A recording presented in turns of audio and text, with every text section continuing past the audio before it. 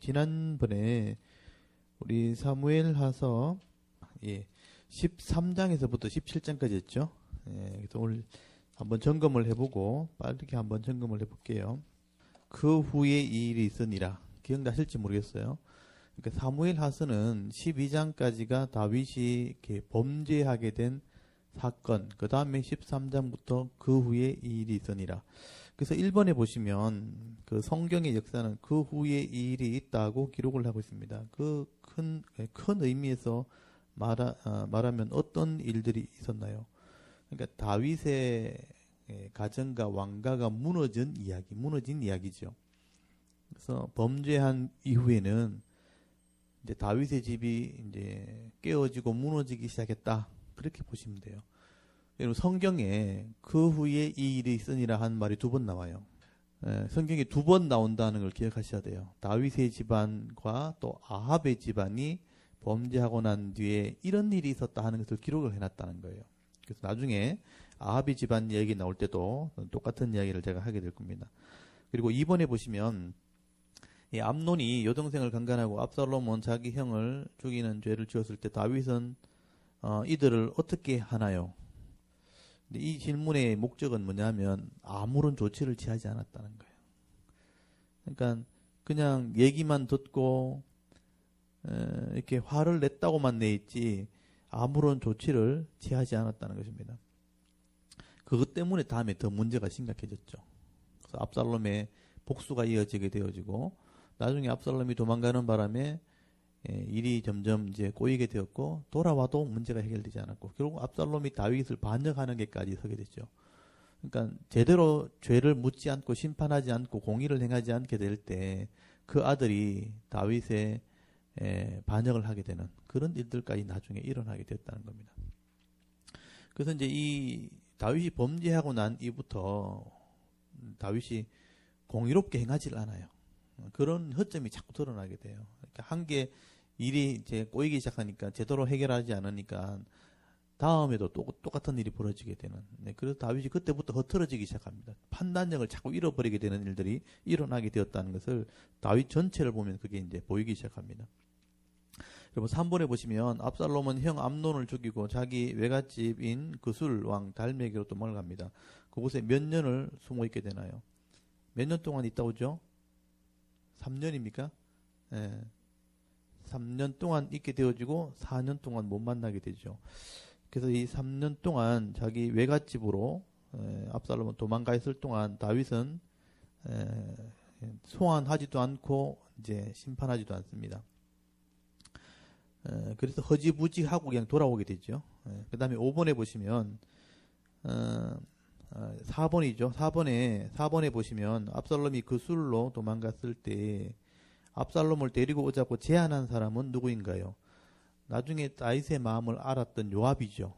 요압이 한 여인을 통해서 이제 재판하는 척하면서 이제 자기 아들을 살려달라 할 때 당신의 아들도 이렇게 데려오는 것이 옳지 않겠느냐 이렇게 조언을 하게 되죠. 그래서 요압이 그렇게 했다 하는 것을 알고 결국 돌아오게 하는 일들을 하게 됩니다. 그 다음에 5번에 보시면 압살롬은 예루살렘으로 돌아왔지만 다윗을 만나지 못합니다. 몇 년 동안 만나지 만나나요?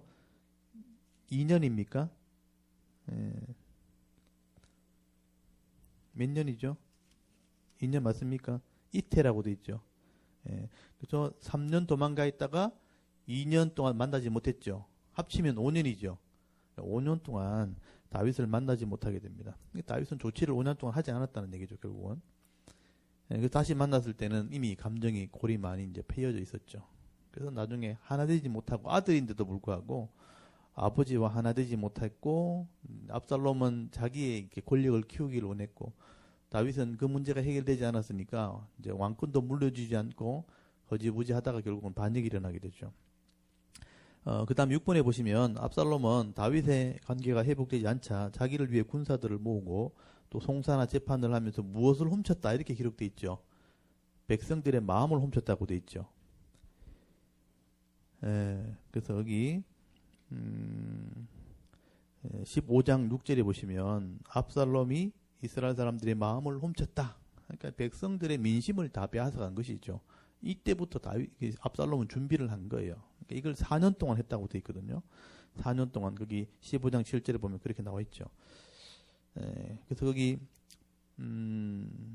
7절에 보시면 압살롬은 다윗을 배반하여 반역을 계획하게 됩니다. 이때 압살롬은 자기 군사를 데리고 어디로 가나요? 마지막 반역을 앞두고 어느 도시로 가게 되죠. 그곳이 다윗이 처음 왕이 되었던 헤브론이라는 곳이죠. 제가 지난번에 헤브론에 간 이유를 좀 설명드렸죠. 원래 헤브론이 수도였는데 예루살렘으로 옮기는 바람에 그쪽 사람들이 늘 이런 이제 불평을 가지고 있었다는 거죠. 그래서 그 사람들의 마음을 이제 얻으려고 원래 이 압살롬은 북쪽 이스라엘 사람들 사울 왕가 쪽의 집안 사람들의 마음을 민심을 다 재판하면서 다 얻은 거예요. 그리고 나머지 유다 사람 쪽의 마음도 얻으려고 헤브론 간 거예요. 그래서 그걸 다 연합해서 이제 예루살렘을 치고 이제 반역을 하려고 했던 것이죠. 철저하게 이 압살롬은 준비한 거예요. 그러니까 이 압살롬이 다윗을 제일 많이 닮은 거예요. 다윗처럼 꼼꼼하게 이제 준비하고 4년을 준비했으니까. 그래서 반역을 꿈꾸게 되었고 반역을 하게 된 겁니다. 그리고 8번에 보시면 압살롬은 다윗을 반역하기 위해 다윗의 모사를 자기 편으로 만들게 됩니다. 누구인가요? 다윗의 모사였던 사람 아히도벨이죠. 다윗의 지혜자 또는 모사꾼 또는 참모라고 이렇게 알려진 이 사람. 그래서 이 사람이 누구의 아버지라고 제가 말씀드렸죠? 밧세바의 아버지. 밧세바의 그 아버지니까 밧세바의 남편이 원래 우리아잖아요. 우리아를 다윗이 죽이고 빼앗았잖아요. 그걸 넓게 불평스럽게 생각했던 이 아히도벨이 결국은 반역의 자리에 참여하게 되었다. 그렇게 알 수 있죠. 그 다음에 9번에 보시면 다윗은 어려움을 당했을 때 가드, 이게 블레셋 땅입니다. 가드 사람을 사랑하는 마음으로 고향으로 돌려보냅니다. 그러나 이 사람은 끝까지 함께 죽겠다고 맹세를 하죠. 이 사람은 누구인가요? 가드 사람 이때라는 사람이에요. 이 잘 알려지지 않은 사람인데 이게 다윗이 사울에게 쫓겨다닐 때 블레셋에 넘어가서 이렇게 왔다 갔다 한 적 있죠. 용병으로 이렇게 쓰임 받기도 하고 블레셋 지역에 있을 때 아마 만난 사람인 거예요. 다윗이 어려울 때 만난 사람이죠. 다윗이 그 당시에 나이가 10대 후반에서 20대 초반. 그러니까 사울에게 쫓겨다니면서 온갖 고생을 다 할 때 이때를 만난 거죠. 가드 땅이니까 블레셋 땅이 적의 나라에서 만난 사람인데 아마 그때부터 다윗을 이렇게 따라다녔던 사람이에요. 전쟁을 함께 했을 것이고 어려움을 다 겪었던 사람인데 다윗이 어렵다 그래가지고 이제 고향으로 돌아가라 하니까 나는 못 돌아간다. 당신과 어려운 시절을 같이 지냈기 때문에 끝까지 내가 당신을 도와주겠다. 그래서 충성 맹세를 했던 사람이 이때라는 사람이죠. 굉장히 신실한 사람입니다. 사실 이런 사람은 성경에 잘 드러나 있지 않지만 다윗이 실제로 이제 군의 책임을 다 맡긴 사람은 자기 그 조카들이죠. 그래서 요압이나 아비셋, 아사엘은 일찍 죽었죠, 그죠? 아브넬에게 죽임을 당했고, 그래서 요압과 그 아비셋에게 이걸 다 맡겼거든요. 삼형제인데 하나는 죽었어요. 이 두 형제가 맡았는데 이 두 형제 한 자리 빈 자리를 이때가 채우게 되죠. 자기 형제만큼 신뢰했다는 뜻입니다. 그러니까 이때가 얼마나 신실한 사람인 줄 알 수 있죠. 이런 사람 만나기 쉽지 않습니다. 세상을 살아가면서 형제만큼 신뢰할 수 있는 사람, 그게 이때 같은 사람이죠. 그래서 이런 사람들을 제가 좋아하죠. 저도 이제 이렇게 중심 세력에 있지 않고 항상 밀려 있는 세력 속에 있었기 때문에 약한 쪽에 있으면서도 신뢰할 수 있는 사람 만나기 쉽지 않거든요. 출세하려고 다 이렇게 길을 쓰고 막 이렇게 하지, 약삭 빠르게 행동하지, 이렇게 신실한 사람 많지 않습니다. 이때 같은 사람이 다윗의 동력자가 되었다 하는 것을 말씀을 하게 됩니다. 그 다음에 10번에 보시면 다윗이 압살롬에게 쫓겨 도망갈 때 다윗을 따라 오며 돌을 던지고 저주했던 사람이 있었죠. 이 누구인가요?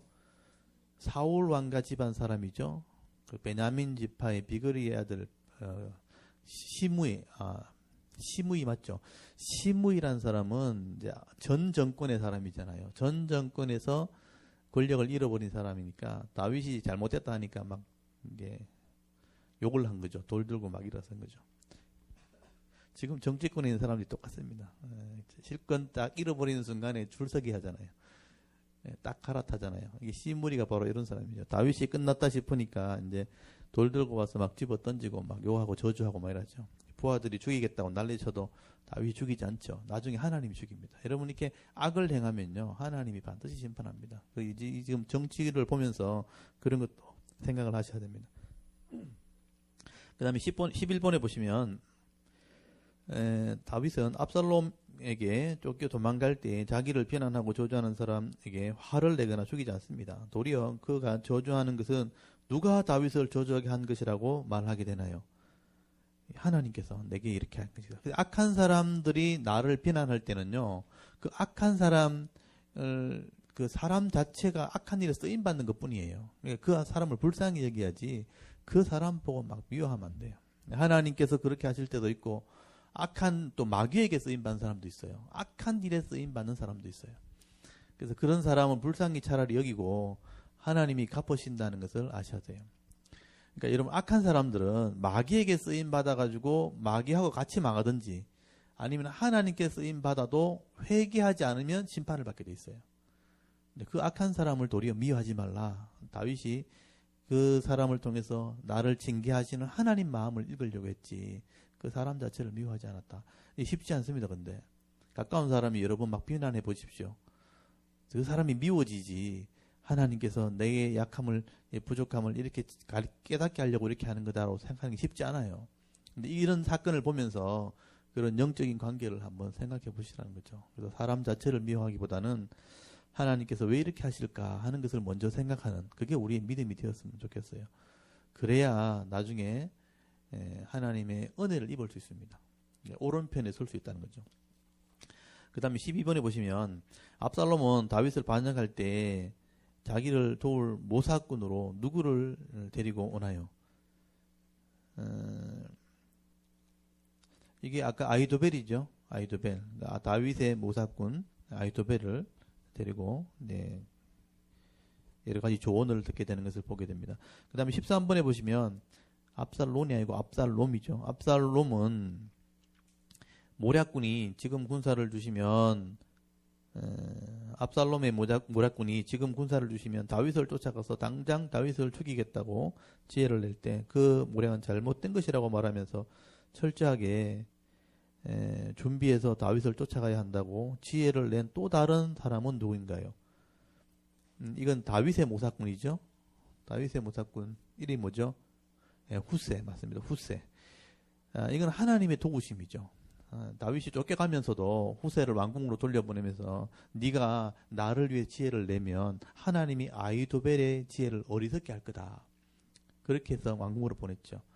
그래서 후세가 지혜를 낼 때 하나님이 후세를 사용하십니다. 그래서 이제 악한 자의 지혜를 어지럽게 선택되지 못하도록 하신 것이죠. 그래서 후세를 통해서 하나님이 일하셨다 하는 겁니다. 그 다음에 14번에 보시면 압살롬의 모략가인 아히도벨은 압살롬이 자신이 말한 지혜를 선택하지 않고 후세의 모략을 선택하자 마음의 상처를 받아 잘못된 결정을 하게 되죠. 어떻게 하나요? 집을 정리하고 가서 고향에 가서 목을 메고 자살하죠. 이게 악한 자의 마지막 모습이죠. 결국 이제 다윗을 늘 불평하다가 다윗이 어려움 당했을 때 반역이 일어났을 때 반역하는 쪽에 서서 이제 한 자리 하려고 한 것이죠. 그래서 자기 주의를 얻으려고 하다가 그것이 좌절되어질 때에 여러분 이 지혜로운 사람이 한번 계산을 해봤을 거 아니에요. 저도 계산을 한번 해볼 것 같은데 압살롬이 자기가 볼 때 분명히 따라가야 다윗을 죽일 수 있다고 자기 확신했거든요. 근데 만약에 생각해보세요. 자기 계획대로 안 해서 압살롬이 다윗을 죽이는 일에 실패했다. 그러면 다윗이 다시 반역을 할 거 아니에요. 그럼 다윗이 다시 그 자리를 차지할 거 아닙니까? 다윗이 다시 왕위로 돌아왔을 때 자기를 어떻게 하겠어요? 불을 붙어 뻔한 거잖아요. 계산을 해보면 알잖아요. 그때 되면 자기가 부끄럽다는 거예요. 원래는 다윗 편이 있는데 배반해서 갔는데 다윗을 못 죽이고 다시 정권이 바뀌었다. 그러면 자기는 부끄러움을 당하는 거예요. 명분도 없고 부끄러움을 당하는 거예요. 돌아설 수도 없는 거예요. 사실은요. 자기가 배반해서 왔기 때문에 그렇게 해서 죽는 것보다는 차라리 여기서 끝내는 게 낫다. 그런 계산을 했겠죠. 너무 똑똑한 거죠, 이 사람이. 그러니까 이 사람이 처음부터 이제 잘못된 길을 걸어선 거죠. 악한 길을 선택했고 또 다윗의 후궁들을 음란하게 만들었잖아요. 압살롬이 음란하게 하도록 만들었잖아요. 그런 못된 짓을 했기 때문에 더 이상 돌이킬 수 없는 거예요, 이 사람. 그래서 그런 결정을 할 수밖에 없다. 너무 똑똑하니까 스스로 멸망의 길을 갈 수밖에 없는. 오늘 정치인들이 다 그런 사람들이에요.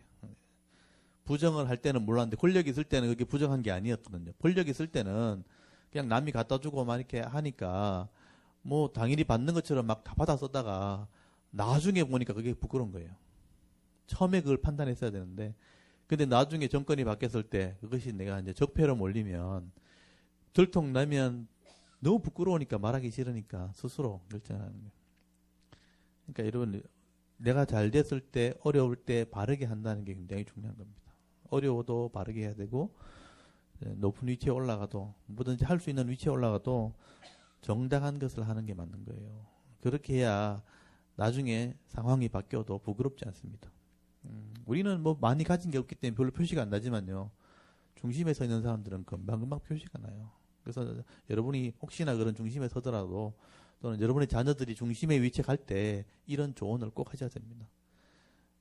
힘이 있을 때, 가능할 때 항상 정의 편에 서 있어야 된다.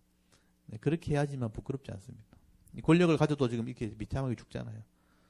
그러니까 자기 계산해 보니까 분명히 살아도 부끄러움을 당할 게 뻔히 알기 때문에 스스로 이런 결정을 한 것이죠. 악한 길을 간 것입니다, 결국. 그 다음에 15번에 보시면 압살롬은 요압은 다윗의 군 지휘관이기 때문에 자기 군 지휘관을 임명하는데 아마사라는 사람을 군 지휘관으로 임명을 합니다. 이 아마사는 압살롬과 어떤 관계인가요? 이걸 여러분이 이제 잘 몰라요, 사람들이. 성경에 보시면 여기 기록이 되어 있는데 요거는 이제 한번 적어 놓아 보세요. 17장 거기 25절 거기 보면 압살롬이 아마사로 요압을 대신하여 군 지휘관으로 삼으니라. 이게 아마사는 이스라엘 사람 이드라라 하는 자의 아들이다. 여기 이드라라는 사람은 남자고요. 이드라가 나하스의 딸 아비갈과 동침하여 그를 낳았다. 아비갈. 그러니까 이드라 어떤 빈종이 있으면 여기 문제일 때 다 써놓으세요. 이드라 플러스 아비갈. 여기 부부죠. 부부인지 아시겠죠? 아비갈은 그 밑에 보시면 아비갈은 요압의 어머니 수루야의 동생이라. 그러니까 수루야하고 아비갈 옆에 이코르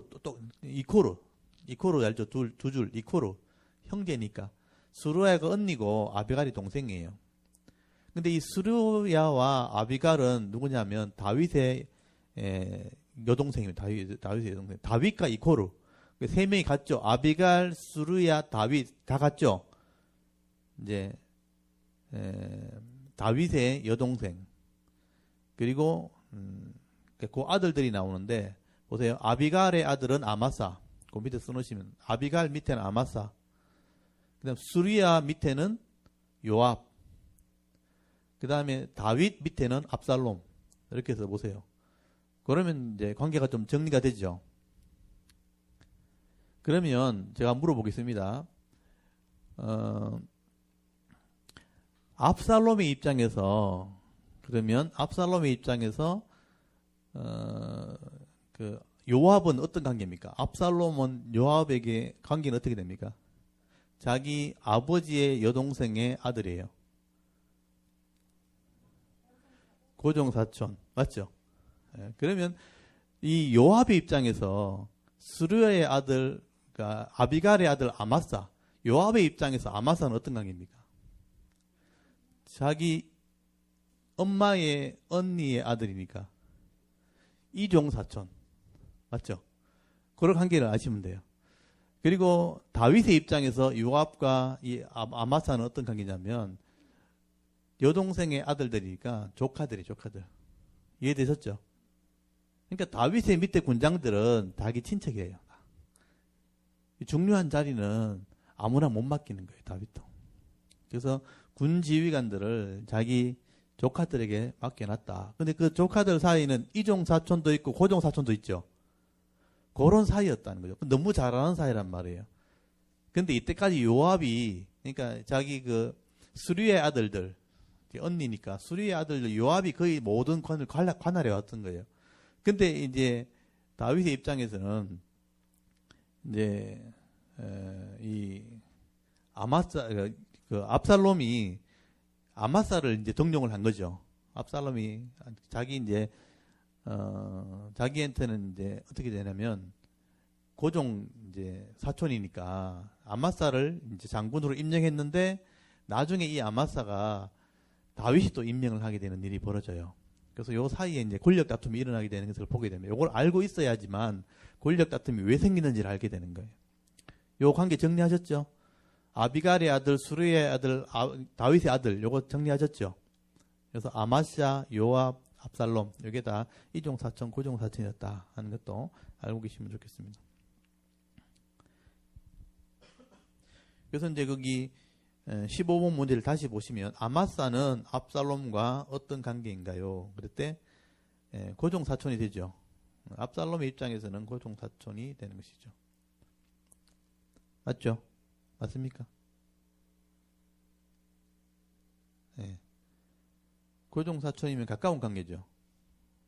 늘 이제 잘 아는 그런 관계. 만나기만 하면 거의 만날 수 있는 그런 관계입니다.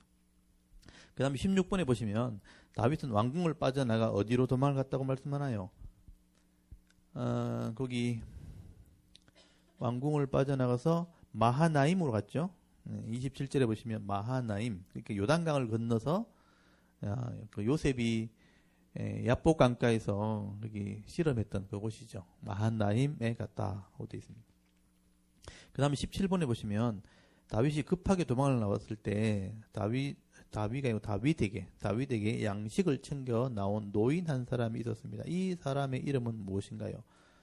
여기 이제 세 사람이 나왔는데 바르실레란 사람이에요. 여기 17장 27절에 보시면 거기 암몬 족속에 속한 라빠 사람 나하스의 아들 소비 하는 사람이 있고요. 소비. 그 다음에 로데발 사람 암밀의 아들 마길이라는 사람이 있고, 그 다음 로골림 길라 사람 바르실레라는 사람이 있어요. 근데 이 중에 이제 바르실레가 나이가 제일 많아요. 85세인가 82세인가 여기 80살이 넘죠. 그 뒤에 보면 나중에 나올 거예요.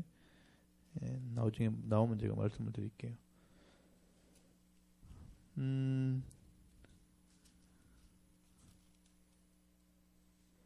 거기면 80세라 나오네요. 80살이 된 노인 바르실레가 양식을 챙겨서 다윗을 찾아왔다.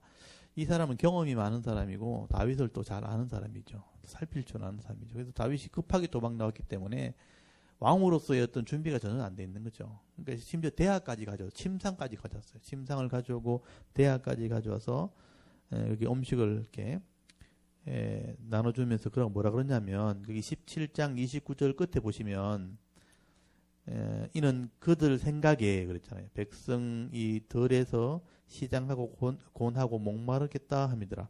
이미 그들은 이제 상황을 다 파악한 거죠. 급하게 나왔으니까 다윗도 그렇고 거기 함께 온 사람들은 분명히 여기 보면 시장하고 곤하고 목마를 거다 하고 이제 살피고 챙겨왔다는 것은 그만큼 이제 다윗의 그 다윗을 배려하는 마음이 많았다는 거죠. 다윗이 나중에 이 고마움을 알기 때문에 이걸 갚으려고 하죠. 장모님 오늘 좀 나중에 말씀을 나눌 때 한번 또 말씀을 드리겠습니다. 다윗이 이것을 굉장히 감사했다는 거죠. 다윗이 이제 어려움을 많이 당해봤기 때문에 이런 도움을 받을 때 다윗도 그냥 있지 않습니다. 다시 이제 권력을 찾았을 때 이걸 갚으려고 하죠. 그래서 바르실렉을 받지 않습니다. 이렇게 이제 17장까지 지난번에 우리 말씀을 나눴고요.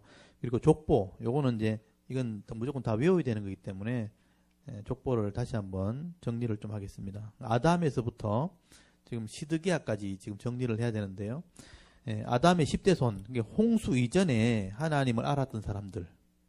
이 아담 다음에 두 계열로 나눠지죠. 셋, 원래는 아벨이었는데 아벨은 죽었고 셋과 가인으로 나눠집니다. 가인은 세상의 문화를 이루게 되고 셋은 여호와의 이름을 부르게 됩니다. 그래서 하나님을 아는 믿음을 가진 사람들의 후손 10대 손이죠.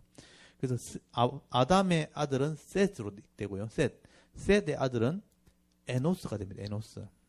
이걸 이제 기억하셔야 돼요. 에노스는 게난을 낳고요. 게난은 마할랄레를 낳고요. 마할랄렐은 야렛 다음에는 에녹.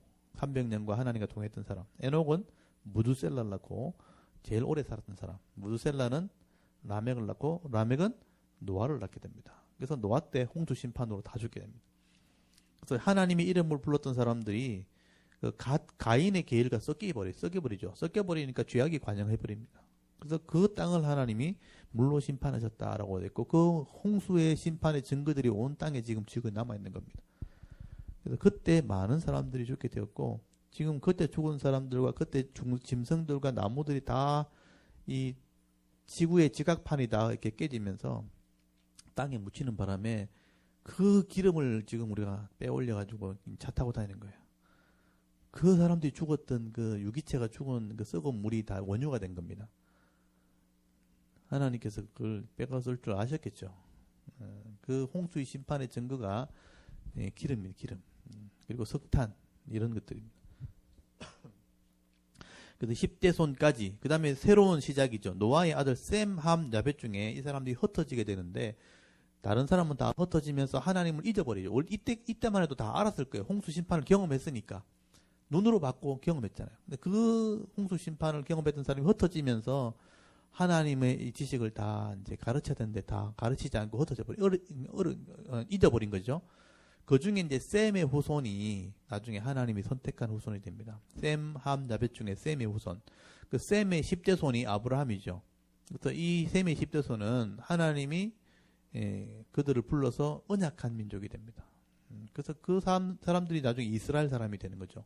그래서 셈의 10대 손이 10명이 나오는데 셈의 아들은 아르박삿의 아들은 셀라 아들은 에벨의 아들은 벨렉 때 이게 언어가 혼잡하게 돼서 흩어지게 됐죠. 벨렉 다음에 루 다음에 수룩 다음에 나홀 다음에 데라 다음에는 아브람. 그 아브람을 하나님 불러서 이제 하나님 나라를 이루겠다고 약속을 하게 된 거죠. 아들을 주고 땅을 주겠다. 그걸 믿은 사람이 아브람이에요. 그래서 그 약속의 아들이 이삭이고 이삭의 약속의 아들이 야곱이고요. 야곱의 12아들 중에서는 유다가 예수님 족보에 들어갑니다. 회개한 아들이죠. 유다는 베레스를 낳고 베레스는 헤스론을 낳고 헤스론은 람을 낳고 람은 아미나답을 낳고 아미나답은 나손을 낳고 나손은 살몬을 낳고 이 나손이 이 천부장 그 이스라엘 유다 지파의 족장이거든요. 나손부터는 이제 유명해요. 나손의 아들이 살몬은 정탐꾼이었고요. 살몬이 라합하고 결혼해서 룻기서에 나오는 보아스를 낳고 보아스가 룻과 결혼해서 오벳을 낳고 오벳이 이새를 낳고 이새가 다윗을 낳게 돼서 이스라엘의 왕이 됩니다. 그래서 이 다윗 때 이 나라가 세워지고 그 아들 솔로몬 때 번창하게 되어서 이제 하나님을 알리는 사명을 감당하게 된 거죠. 근데 이 사명을 감당하지 못하고 이방인들이 찾아왔을 때 우상을 받아들이고 우상을 섬기는 바람에 하나님이 경고하면서 나라를 둘로 나누죠. 그래서 물질을 가진 지파, 10지파를 하나님 나누는데 그 물질을 가진 지파가 나중에 우상 때문에 타락하게 되고 물질 때문에 망하게 된 겁니다.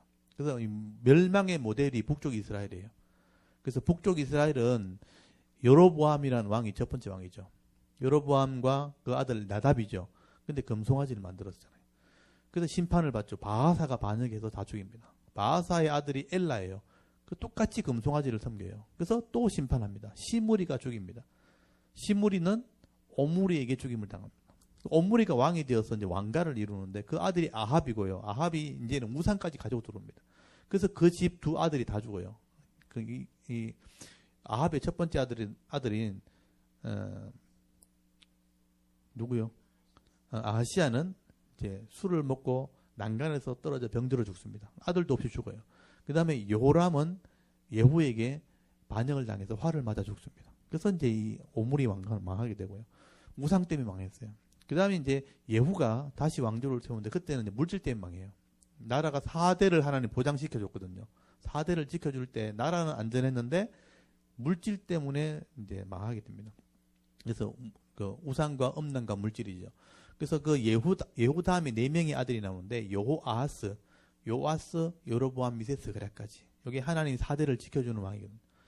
근데 더 이상 이제 타락하는 것을 하나님 지켜보고 있다가 마지막 스가랴 때 살롬을 일으켜서 반역을 일으키죠. 그래서 그 권력을 서로 차지하려고 나중에는 반역하다가 다 죽어요. 살룸이 먼저 반영을 하고 살룸이 왕이 된 지 얼마 안 돼서 므나헴이 또 반영을 합니다. 므나헴 아들이 부가히야가 태어났을 때 베가가 또 바로 반영을 하고요. 그 다음 마지막으로 호세아가 반영을 해서 차지했다가 나중에 아수르에서 다 멸망하게 됩니다. 그래서 아수르 사람이 와서 혼혈 족속이 되고 혼합 종교를 만들면서 완전히 폐허가 돼버리고 망해버린 집안이 북쪽 이스라엘입니다. 그래서 남쪽은 솔로몬의 그 믿음을 이어받아서 르호보암이 왕이 됐지만 우상을 섬겨요. 그 다음에 아비얌까지 우상을 섬깁니다. 그 다음에 아사가 개혁을 해요. 아사 때 개혁을 했는데 나중에 나이 들어서 불순종하게 됩니다. 다리에 병들어 죽습니다. 그 다음에 여호사밧이 두 번째 개혁을 합니다. 근데 여호사밧은 아합과 사돈을 맺어버려요. 그 우상을 섬기는 아합과 사돈을 맺는 바람에 아들들이 우상을 섬깁니다. 여자가 들어왔기 때문에, 이세벨이 들어왔기 때문에, 이세벨의 딸들이 들어왔죠. 아달랴가 들어왔기 때문에. 그래서 이 여호사밧의 아들들은 우상을 섬겨서 망합니다. 그래서 첫 번째 아들이 북쪽과 이름이 똑같죠. 요람. 요람이 우상을 섬겼을 때 이 사람은요, 나중에 병이 들어서 창자가 흘러나 죽어요. 비참하게 죽습니다. 그 다음에 그 아들이 아하시아인데, 아하시아는 예후에게 맞아 죽습니다. 칼에 맞아 죽습니다. 그리고 이제 아달랴가 자기 왕자들 다 죽여버리죠. 그리고 애기 하나 살아난 그 애기가 왕이 되잖아요. 요아스입니다. 근데 우상의 영향을 받아가지고 나중에 어른이 돼가지고 우상을 섬기고요. 선지자를 돌로 쳐 죽입니다, 이 사람이. 그래서 이 부하에게 죽임을 당합니다. 요아스가. 요아스의 아들이 아마시아거든요. 아마스도 똑같이 에돔에 가서 에돔 신을 가지고 섬기다가 나중에 부하에게 죽임을 당합니다. 다 부하에게 죽임을 당해요. 그래서 이제 여호사밧의 아들들 4명, 요 4명이 요람, 아하시아, 요아스, 아마시아까지가 다 우상을 섬긴 사람. 그래서 이제 그 시대를 다 정리한 사람이 우시아예요. 우시아부터가 이제 후반전이에요. 남쪽 유다는 우시아 때 3번째 개혁을 합니다. 이때 굉장히 잘했어요. 근데 이제 우시아는 너무 잘해가 교만해서 나중에 제사장의 직분을 탐내가지고 분양하다가 문둥병 걸려 죽어요, 이 사람도. 이게 제일 안타까운 왕이에요. 그래서 제일 잘했어요. 나라가 번창했고 영토를 다 회복했고 솔로몬 때 땅을 다 회복했거든요. 근데 제사장의 직분을 그까지 탐을 내다가 그건 이제 하나님 말씀을 불순종한 거죠. 제사장이 막았는데 억지로 분양하러 들어갔다가 문둥병 걸려 죽어요. 그 다음에 요담이 왕이 되었다가 별 게 성과가 없었어요. 그러니까 이 가장 잘했던 사람이 죽어버리니까 나라에 악한 왕이 나온 거예요. 그게 아하스예요. 악한 왕이 나와서 나라를 완전 우상화 만들어버렸죠. 성전에 우상을 세운 사람이 아하스입니다. 아하스 다음에 이걸 완전히 개혁한 사람이 마지막 개혁이죠. 히스기야가 4번째 이제 마지막으로 하나님 기회를 주셨는데 개혁을 잘 했어요. 근데 마지막에 아수르 때문에 공난을 압수르기 북쪽 이스라엘이 히스기야 때 망하거든요. 그래서 이제 그때 하나님이 한번 도와줘서 죽을 병이까지 걸리면 낫잖아요. 15년을 더 살게 되잖아요. 그때 이제 타락하게 됩니다. 잘 했다가 나중에 15년 더 사는 바람에 타락을 해가지고 마지막에 이제 안 좋은 죽음을 죽고 므낫세가 태어났는데 그 므낫세가 나라를 망친 거죠. 이 므낫세 때 결국은 이스라엘은 망하게 되었다고 선언을 하게 됩니다. 그 다음에 아몬이 나라를 이제 제대로 관리하지 못하고 요시아가 마지막 이제 망하게 되었을 때 일꾼을 키우는 계획을 하게 됩니다. 그래서 일꾼을 키우는 계획을 하고 난 뒤에 여호아하스 때부터 망하기 시작한 거죠. 여호아하스는 애굽에 잡혀가 죽고 여호야김 바벨론의 1차 포로, 여호야긴 바벨론 2차 포로, 마지막 시드기야 바벨론 3차 포로 잡혀가면서 나라가 망한 거죠. 이게 BC 586년. 그러니까 다윗이 BC 1000년, 1005년 정도 되거든요. 그래서 586년이니까 거의 한 400년 가까이 된 거죠. 400년 만에 나라가 망한 겁니다. 그래서 이제 이 왕조의 이름 그리고 족보의 이름을 보면 이스라엘 역사 전체를 다 정리할 수 있어요. 그리고 70년 포로 갔다가 돌아와서 회복하려고 했지만 결국은 이제 성전만 짓고 회복이 되지 않을 때 말라기 시대부터 예수님까지 400년이거든요. 그 400년 동안 이방 나라의 집합일을 당하다가 나중에 예수님 오셔서 다시 하나님 말씀을 가르치고 하나님 나라를 회복하는 일을 하게 되죠. 그게 하나님 나라가 가까웠다. 이렇게 종말이 가까웠다는 얘기를 하게. 그때 마지막 기회에 돌아오지 않으면 심판하게 될 것이다. 그게 지금 오늘 이제 마지막 시대가 된 것입니다. 그래서 이걸 알아야지만 성경 전체 역사를 통해서 하나님의 구원 계획을 조금 우리가 이해할 수 있게 돼요. 그래서 이 족보는 반드시 기억을 해야 됩니다. 지금 다 외울 수 있어요. 조금만 더 외우면 되겠죠. 요거 지금 매주마다 확인할 때 한번 외워보시길 바랍니다. 오늘은 이제 18장, 사무엘하 18장부터 오늘 배우도록 하겠습니다. 사무엘하 18장을 다 펴놓으시고요. 지금 다윗이 그 압살롬에게 쫓겨서 지금 피난을 가 있는 상태에서 다시 나라를 되찾기 위한 일들을 하게 되는 게 18장이에요. 지금 후세의 그 조언 때문에 쫓아오는 것은 잠깐 막았거든요. 막았을 때 다윗이 군사를 정비하기 시작합니다. 왕궁을 되찾기 위해서 군사를 정비하면서 3명의 장군에게 군사를 나누어 줍니다. 그래서 이 3명의 장군 요압, 그 다음에 아비새, 그 다음에 이때, 아까 말했던 이때에게 군사를 3개 나누어서 왕궁을 되찾는 일을 하게 되는 것을 보게 됩니다. 그래서 우리 지도를 일단 잠깐 한번 보여드릴게요. 지도를 보여드리면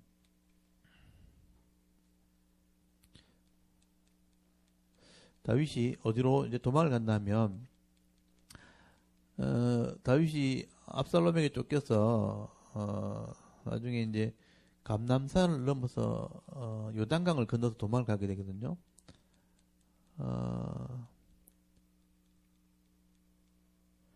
지금 여기서부터 보시면 여기 예루살렘이죠.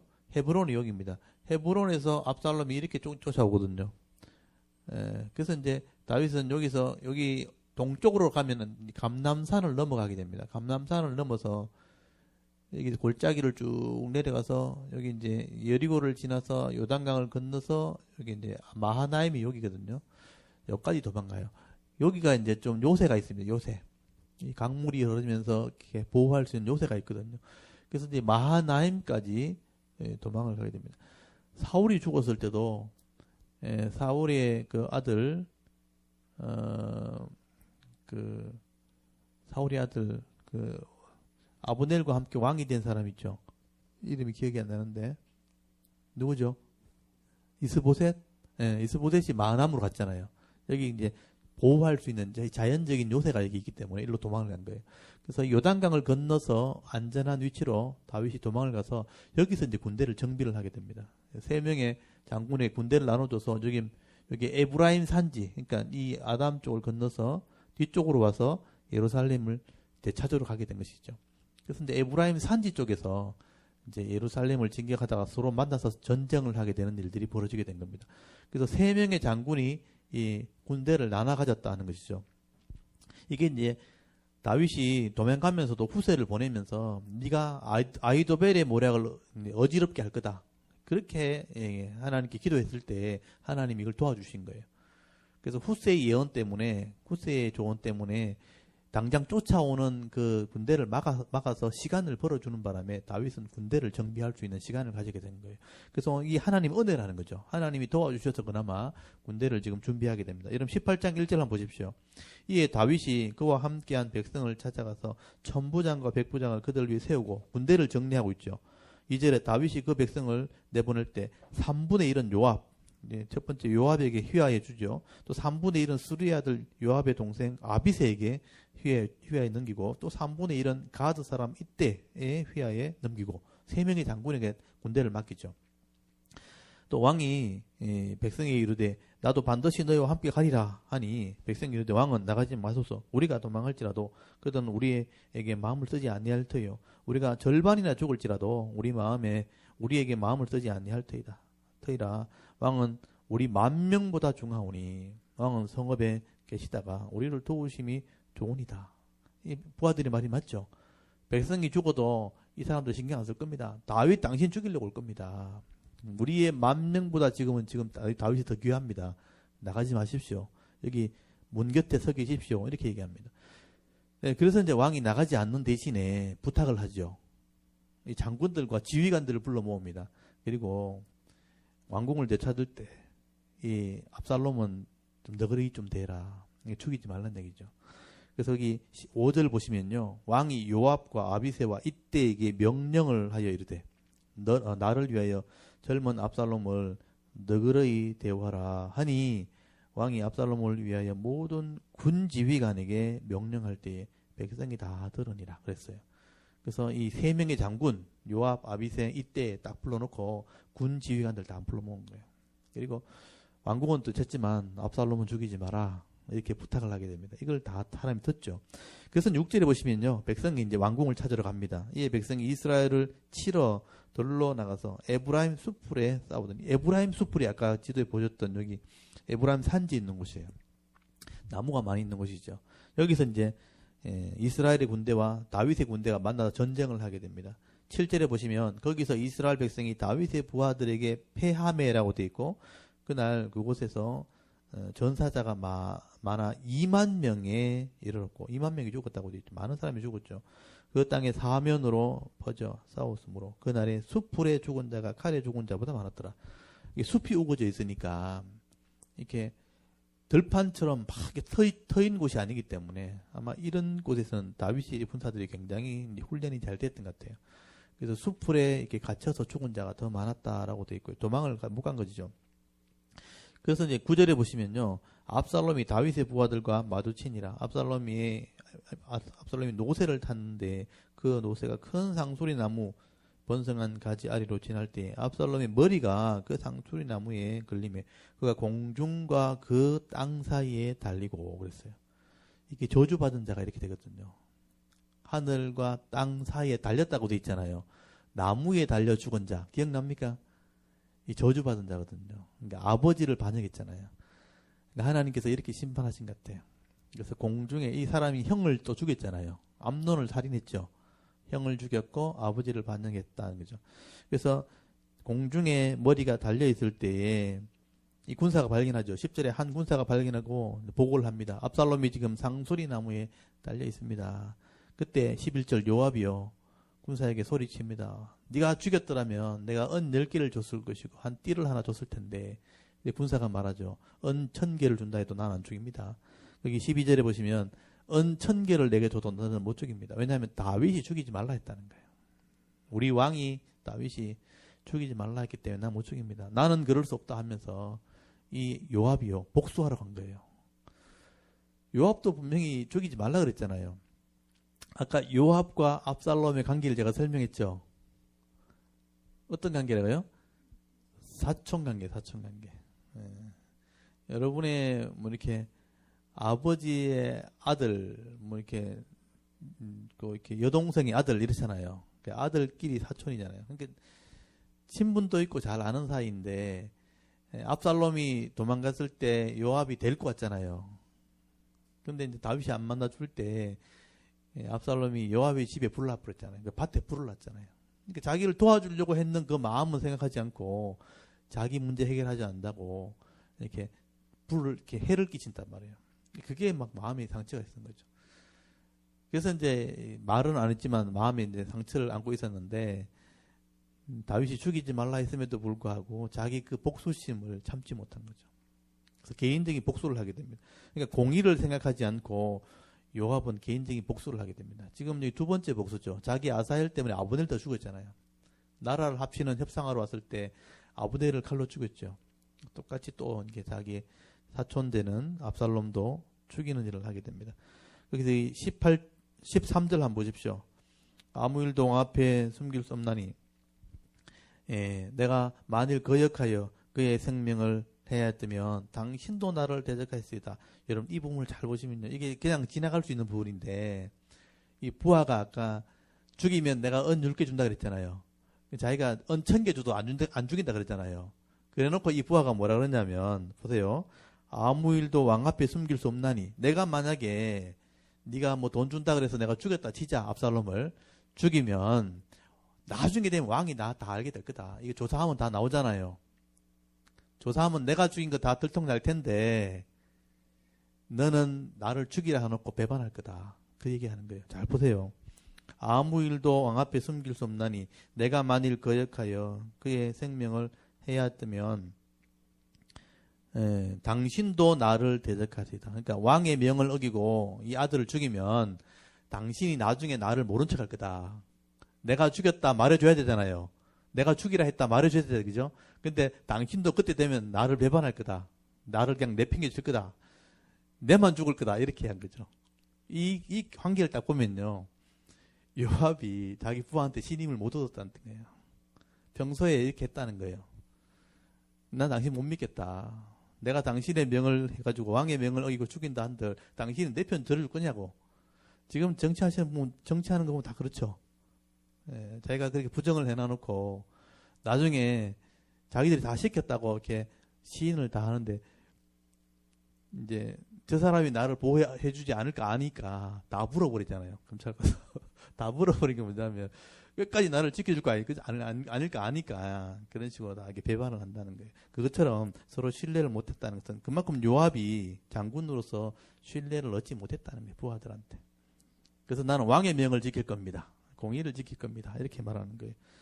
그리고 14절에 요압은 그렇지 않죠. 요압이 이르되 나는 너와 같이 지체할 수 없다 하고 손에 작은 창 셋을 가지고 가서 상수리 나무 가운데 아직 살아있는 압살롬의 심장을 찌르니 요압의 무기를 든 청년 10명이 압살롬을 에워싸고 쳐 죽이니라 그랬어요.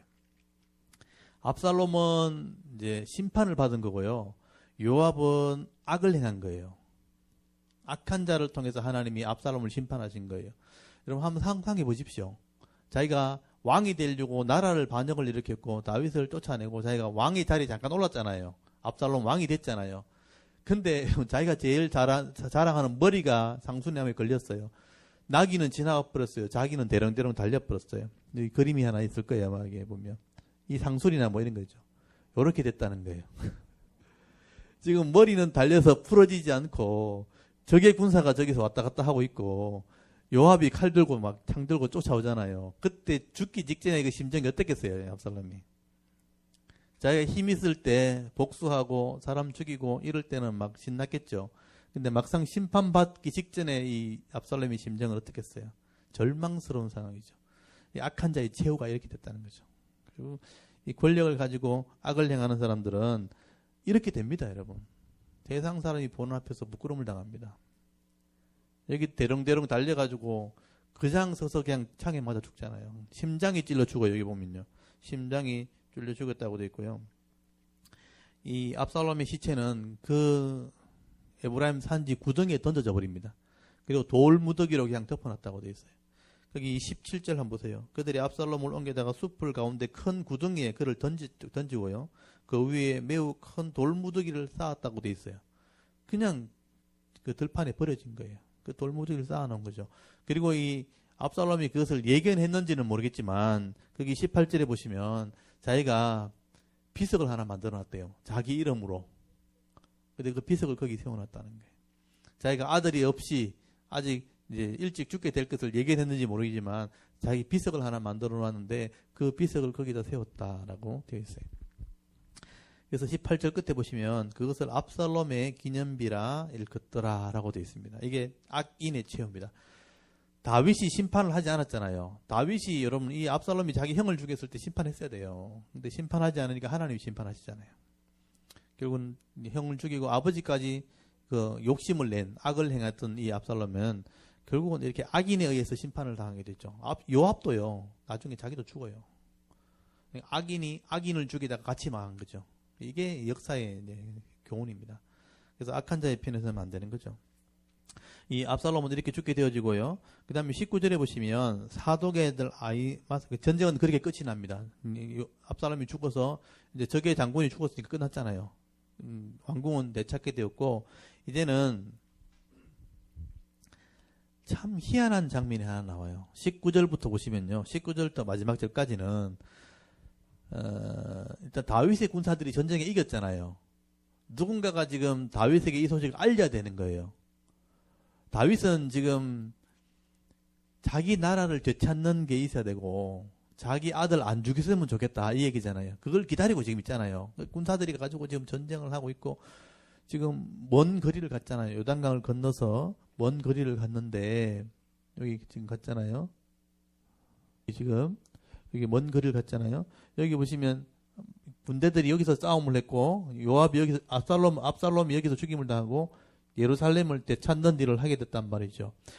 여기서 이제 왕이 기다리는 걸 아니까 전쟁이 끝났으니까 이제 왕에게 소식을 전하려고 사람을 보내려고 하는 거예요. 근데 성경이 이걸 왜 써놨는지 저는 이제 아직까지 잘 모르겠는데 19절 한번 보세요. 사독의 아들, 제사장의 아들이죠. 사독이 제사장이니까 제사장의 아들 아히마하스가 이르되 청하건대 내가 빨리 왕에게 가서 여호와께서 왕의 원수 갚아주신 소식을 전하게 하소서 이렇게 얘기하죠. 아히마하스가 내가 전령이 돼가지고 빨리 이 왕궁을 찾았다는 얘기를 제가 보고하겠습니다 하니까 20절에 요압이 그에게 이르되 너는 오늘 소식을 전하는 자가 되지 말고 다른 날 전할 것이니라. 왕의 아들이 죽었나니 네가 오늘 소식을 전하지 못하리라 하고 요압이 구스 사람에게, 구스는 이방 사람이에요. 구스 사람에게 이르되 네가 가서 본 것을 왕에게 아뢰라 하매 구스 사람이 요압에게 절하고 다름질하여 가니라. 그래서 이제 아히마하스가 가려 하니까 니 가지 마라. 전쟁은 이겼어도 왕의 아들이 죽었다. 좋지 않은 소식이니까 네가 전하지 말고 구스 사람을 보내라. 구스 사람을 보내버린 거예요. 근데 이 아히마스가 하는 보세요. 22절에 사독의 아들 아히마스가 다시 요압에게 이르되 청하건대 아무쪼록 내가 또 한 구스 사람 뒤를 따라 달려가게 하소서 하니 요압이 이르되 내 아들아 너는 왜 달려가려 하느냐. 이 소식으로 말미암아 너는 상을 받지 못하리라 하되 그가 한사코 달려가겠다라고 하는지라. 굳이 자기가 가겠다는 거예요. 내가 가겠습니다. 그래서 요압이요 이르되 그리하라 하니 아히마스가 들길로 다름질하여 구스 사람보다 앞질러 가니라. 이 아히마스가요 구스 사람보다 지름길로 가가지고요 먼저 다윗을 찾아가는 길을 달려가게 됩니다. 왜 이렇게 했는지 모르겠어요. 굳이 이걸 달려가가지고 내가 전하겠다고. 그래서 이 사람이 먼저 달려갑니다. 그러니까 다윗의 입장에서 볼 때는 계속 지금 소식을 기다리고 있는데 한 사람이 달려오는 게 보인단 말이에요. 그리고 또 뒤에 또 한 사람 또 뛰어오는 거예요. 그래서 앞에 오는 사람이 누구냐 하니까 앞질러 간 사람이니까 아히마하스거든요. 그래서 군사들이 보니까 아히마하스가 오는 것 같다고 얘기하니까 다윗이 뭐라 그러냐면요. 27절 한번 보세요. 파수꾼이 이르되 내가 보기에는 앞선 사람의 다름질이 사독의 아들 아히마하스의 다름질과 같으니이다 하니 왕이 이르되 그는 좋은 사람이니 좋은 소식을 가져오느니라 하니라. 이렇게 말해요. 그는 좋은 사람이니까 좋은 소식을 가져올 거다.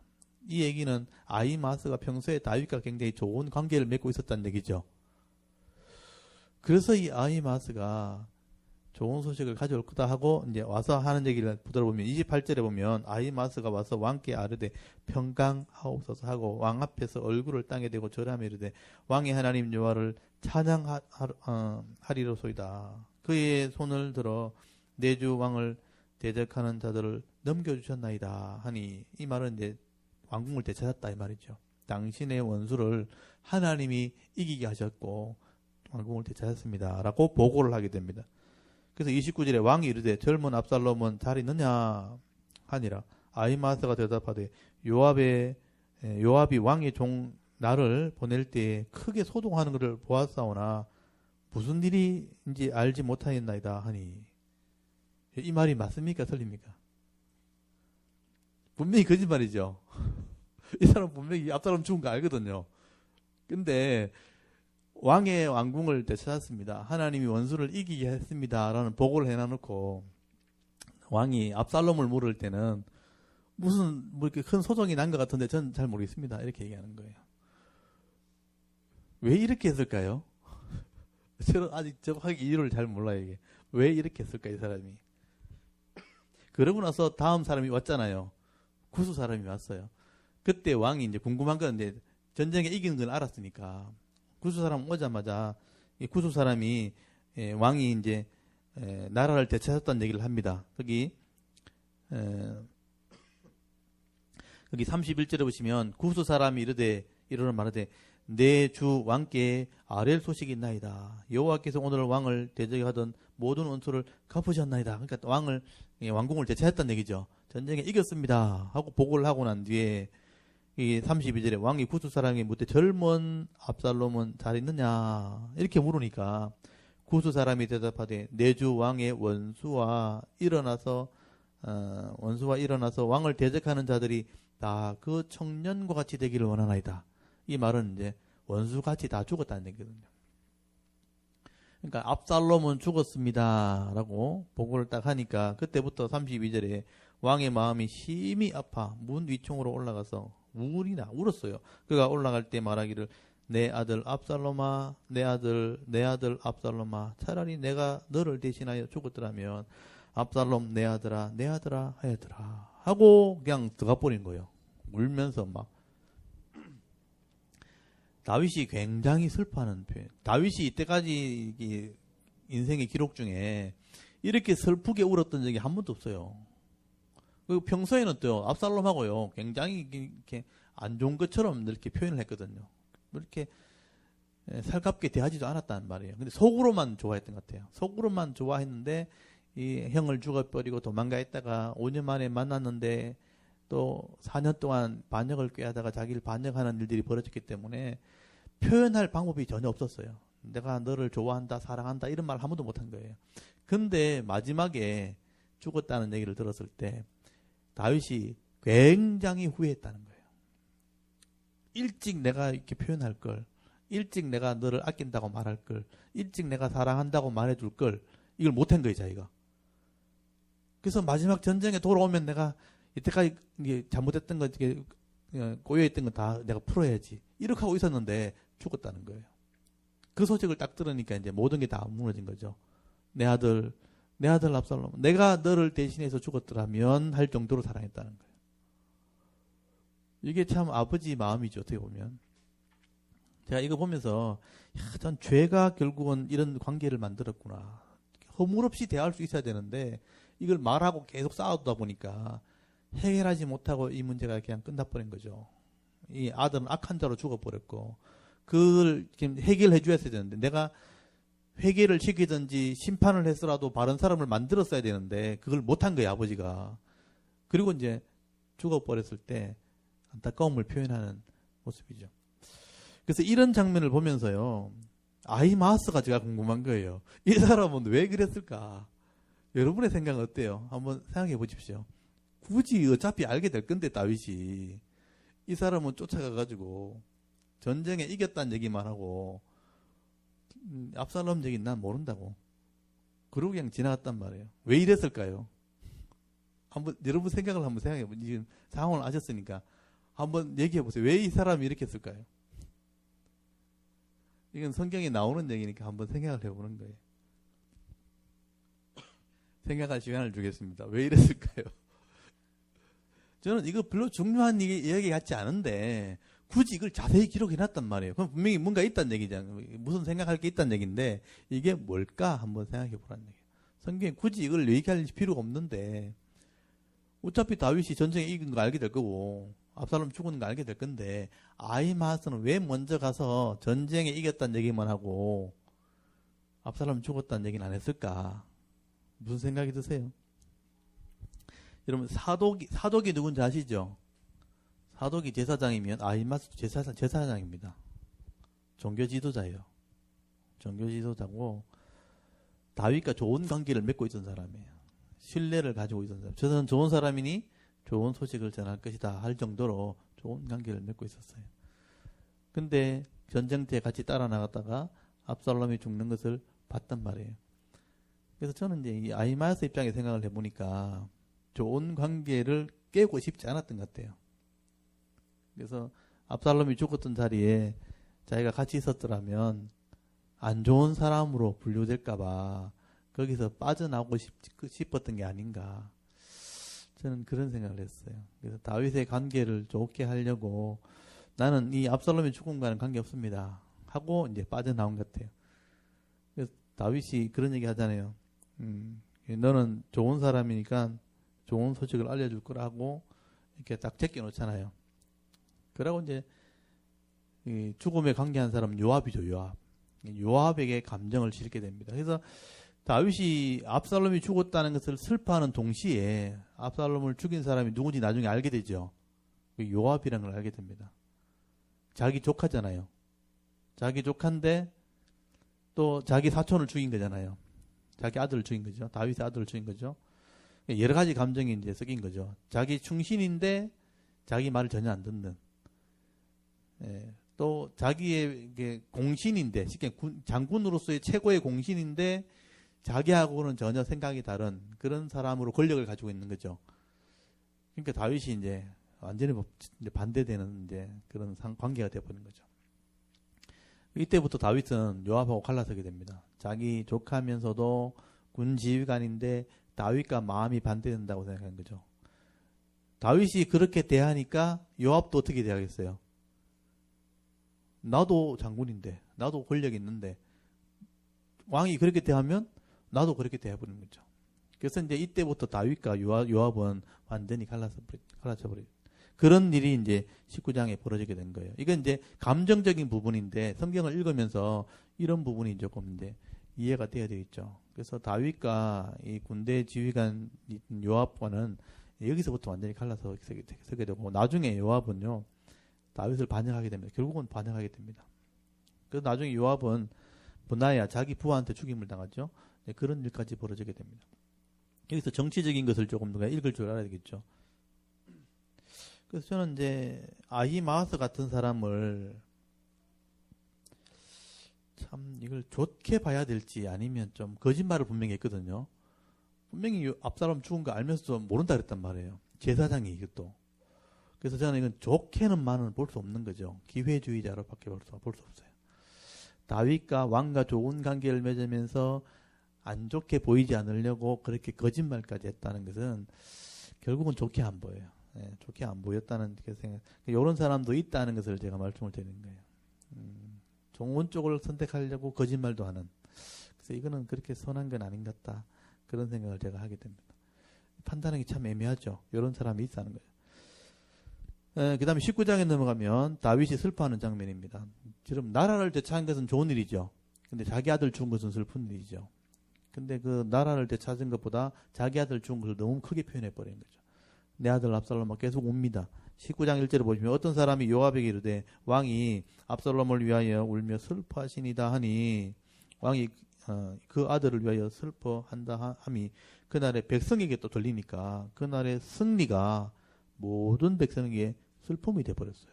여러분 나라를 되찾는 전쟁에 이겼으면 기뻐야 되거든요. 성전가를 부르고 와야 되는데 왕이 자기 아들 죽은 것 때문에 슬퍼한다 하는 얘기를 들으니까 백성이 도리어 죄지인 것처럼 이제 왕을 맞으러 오게 된 겁니다.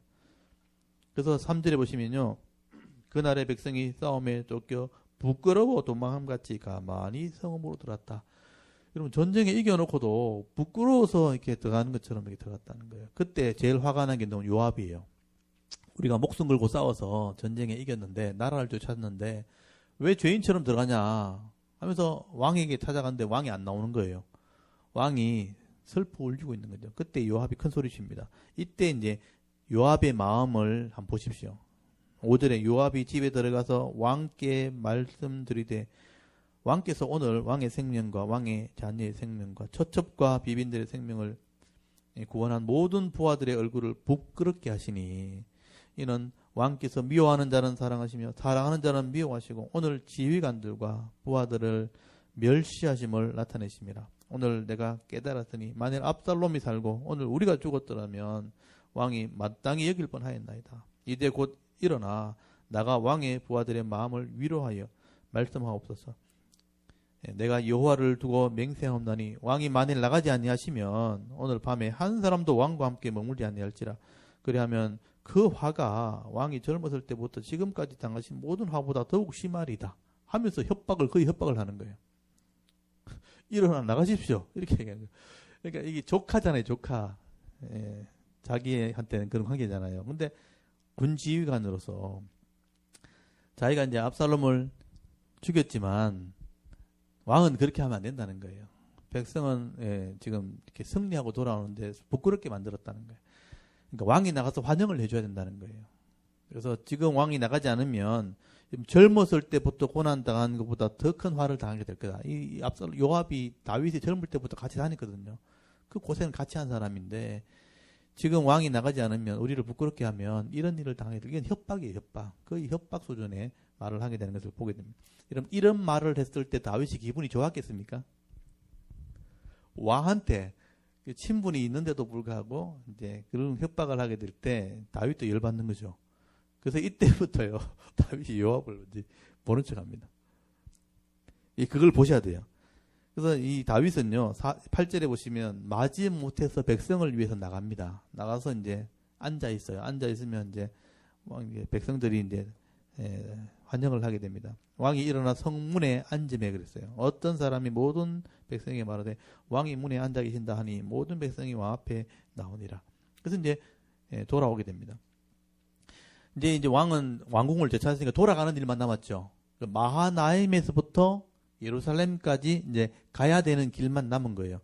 한번 보십시오. 여기서 여기 보십시오. 마하나임 여기서부터 여기 마하나임 여기서부터 아까 왔던 요단강을 건너 길갈이라는 곳을 지나서 예루살렘으로 오게 되는데 이때 이제 문제는 뭐냐면 압살롬은 죽었고 그의 군대가 거의 대부분 죽었습니다.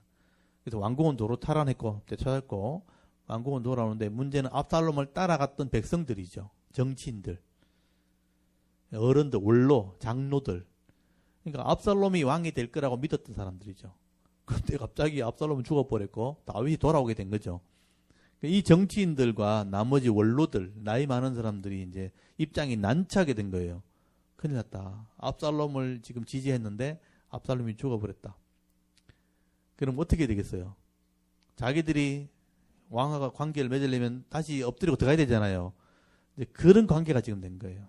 그러니까 또 여러분 생각해 보십시오. 반역했던 사람이 다시 쑥그리고 들어온다 한들 다윗의 입장에서 편하겠습니까? 자기 죽이라고 칼 들고 오던 사람들이 자기 주군이 죽었다고 다시 엎드리고 들어오면 다윗의 입장에서는 못 믿잖아요. 그러니까 마음이 갈라진 거예요. 그러니까 다윗이요, 옛날에는 온 백성이 하나 되게 하려고 다 마음을 다 품었단 말이에요. 근데 여기서부터 다윗 마음 자체가 아예 갈라져 버린 거예요. 이스라엘 사람 못 믿겠는 거예요. 그러니까 자기 쪽에 있는 사람만 바라보게 되는. 이 정치가 완전히 갈라진 거예요. 지금 우리 정치하고 똑같아요. 자기 쪽에 있는 사람, 상대편의 사람. 자기 쪽의 사람은 잘못해도 잘못한 말 안 하고 상대편이 잘못하면 막 벌떼같이 달라들어가지고 나쁜 놈이라고 이렇게 얘기하고 이런 상황이 지금 된 거예요. 그러니까 이스라엘 쪽 사람들이요, 다윗에게 빨리 가자. 안 그러면 우리 다 죽는다. 이렇게 한 거예요. 그래서 이 상황들을 보셔야지만 여러분 왕이 공의롭게 하지 않으면 이런 패가 반드시 나눠진다는 거예요. 니핀 이렇게 되는 거죠. 그래서 여기 8절 한번 보세요. 9절부터 보세요. 9절. 이스라엘 모든 지파 백성이니까 여기 이스라엘이라는 이름을 잘 보세요. 이제 유다가 아니고 이스라엘 사람. 요게 압살롬을 따라간 사람들이에요. 여기 압살롬 지지자들, 이스라엘 모든 지파 백성들이 변론, 서로 말다툼한 거예요. 변론하여 이르되 왕이 우리를 원수의 손에서 구원하여 내셨고 또 우리를 블레셋 사람의 손에서 구원하셨나이다 하셨으나 이제 압살롬을 피하여 그 땅에서 나가셨고 반역을 했다는 얘기죠. 우리가 기름을 부어 우리를 다스리게 한 압살롬은 싸움에서 죽었거늘. 자기들이 압살롬에 줄 섰는데 압살롬 죽어버렸다는 거죠. 죽었거늘. 이제 너희가 어찌하여 왕을 도로 모셔오는 일에 담당하고 있느냐. 지금 빨리 다윗을 찾아가야 된다 하고 서로 막 변론했다는 거죠. 지금 가자, 좀 이따 가자 하고 막 싸운 거예요. 근데 11절에 보면 다윗도 마찬가지입니다. 다윗 왕, 여기서 이제 나눠져 있어요. 내용이. 다윗이 사독과 아비아달 두 제사장에게 소식을 전달할 때 너희는 유다 장로들에게 말하여. 여기 유다 장로를 줄을 쳐놨어요. 유다 장로. 아까 이스라엘 사람들, 여기는 유다 장로. 유다라는 것은 다윗의 지파 사람들이에요. 이걸 우리는 잘 이해할 수 있어요. 경상도 사람 이렇게 하면 돼요. 전라도 사람. 여러분 딱 구분되죠? 이 북쪽 이스라엘은 전라도 사람, 이 유다는 경상도 사람 이렇게 생각하시면 돼요. 빨리 경상도 사람한테 부탁해가지고 나를 데리러 와라 해라. 나 저 사람들 보기 싫다. 이렇게 얘기하는 거예요. 다윗도 이미 마음이 갈랐은 거죠. 이건 잘못된 거예요, 사실은. 그래도 다윗은 품어야 되는 거예요, 원래는. 근데 이런 마음이 지금 없는 거예요. 이게 마음이 그만큼 악해졌다는 거예요. 좁아졌다는 얘기죠. 이런 마음에 은혜가 있고 여유가 있어야 악한 사람도 품는 거지. 마음에 여유가 없으면요, 악한 사람도 품지 못해요. 다윗이 그만큼 이게 마음이 쭈그러든 거죠. 그러니까 말하면. 11절 보세요. 다윗 왕이 사독과 아비아달 두 제사장에게 소식을 전하여 이르되 너희는 유다 장로들에게 말하여 이르기를 왕의 말씀이 온 이스라엘 이 왕을 왕궁으로 도로 모셔오고자 하는 말이 왕께 들렸거늘 너희는 어찌하여 왕을 궁으로 모셔오는 일에 나중이 되느냐. 너희는 내 형제요 내 골육이거늘. 요게 이제 그 다윗의 마음이죠. 내 형제요 내 골육이거늘. 유다 사람이란 말이죠. 너희는 어찌하여 왕을 도로 모셔오는 일에 나중에 데리고 데리오 하셨다 하고, 너희는 또 아마사에게 이르기를, 요게 이제 잘못된 인사예요. 너무 이렇게 성급하게 또 인사를 하죠. 아마사에 이르기를, 너는 내 골육이 아니냐. 아마사는 그러니까 이 아마사가 아비갈의 아들이니까 다윗의 여동생의 아들이죠. 여동생의 아들이니까 아비갈 아들 아마사에게 이르기를, 너는 내 골육이 아니냐. 네가 요압을 이어서 항상 내 앞에 지휘관이 되지 아니하면 하나님이 내게 벌 위에 벌을 내리시기를 바라노라 하셨다 하라 하여. 여기 이제 잘못된 인사예요. 아까 요압이 큰 소리 쳤잖아요. 마음이 상한 거예요. 근데 다윗이 요압이 자기한테 막 개들듯이 하니까, 그럼 너 하지 마. 아마시아 될 거야. 아마시아가 이제 군지휘관이다. 그 혼란스러운 틈에 잘못된 인사를 한 거예요. 지금 똑같은 일이 벌어지잖아요. 이런 사람을 이렇게 인사를 하면 안 되는데 지금 인사를 해가지고 지금 난리가 났잖아요. 지금 저런 사람이 어떻게 자기가 없는 사람이 했다면서 지금 막 논란이 되고 있죠. 이제 그런 상황이에요. 아마사가 어떻게 군지휘관이 됩니까? 지금 상황에서. 근데 다윗은 그렇게 임명을 해버린 거예요. 네가 군지휘관 해라. 아니면 내가 하나님이 벌 내릴 거다. 이러면서 잘못된 인사를 한 거예요. 결국 이렇게 되는 게 어떻게 된 줄 아세요? 요압이 가만히 있지 않잖아요. 내가 권력자인데 감히 누가 내 자리를, 이래가지고 서로 싸우잖아요. 그래서 결국은 이제 서로 칼싸움이 벌어지죠. 그리고 14절에 모든 유다 사람들의 마음을 하나같이 기울게 하여, 이게 모든 유다 사람 하는 거 보이죠? 이게 다윗의 편을 말합니다.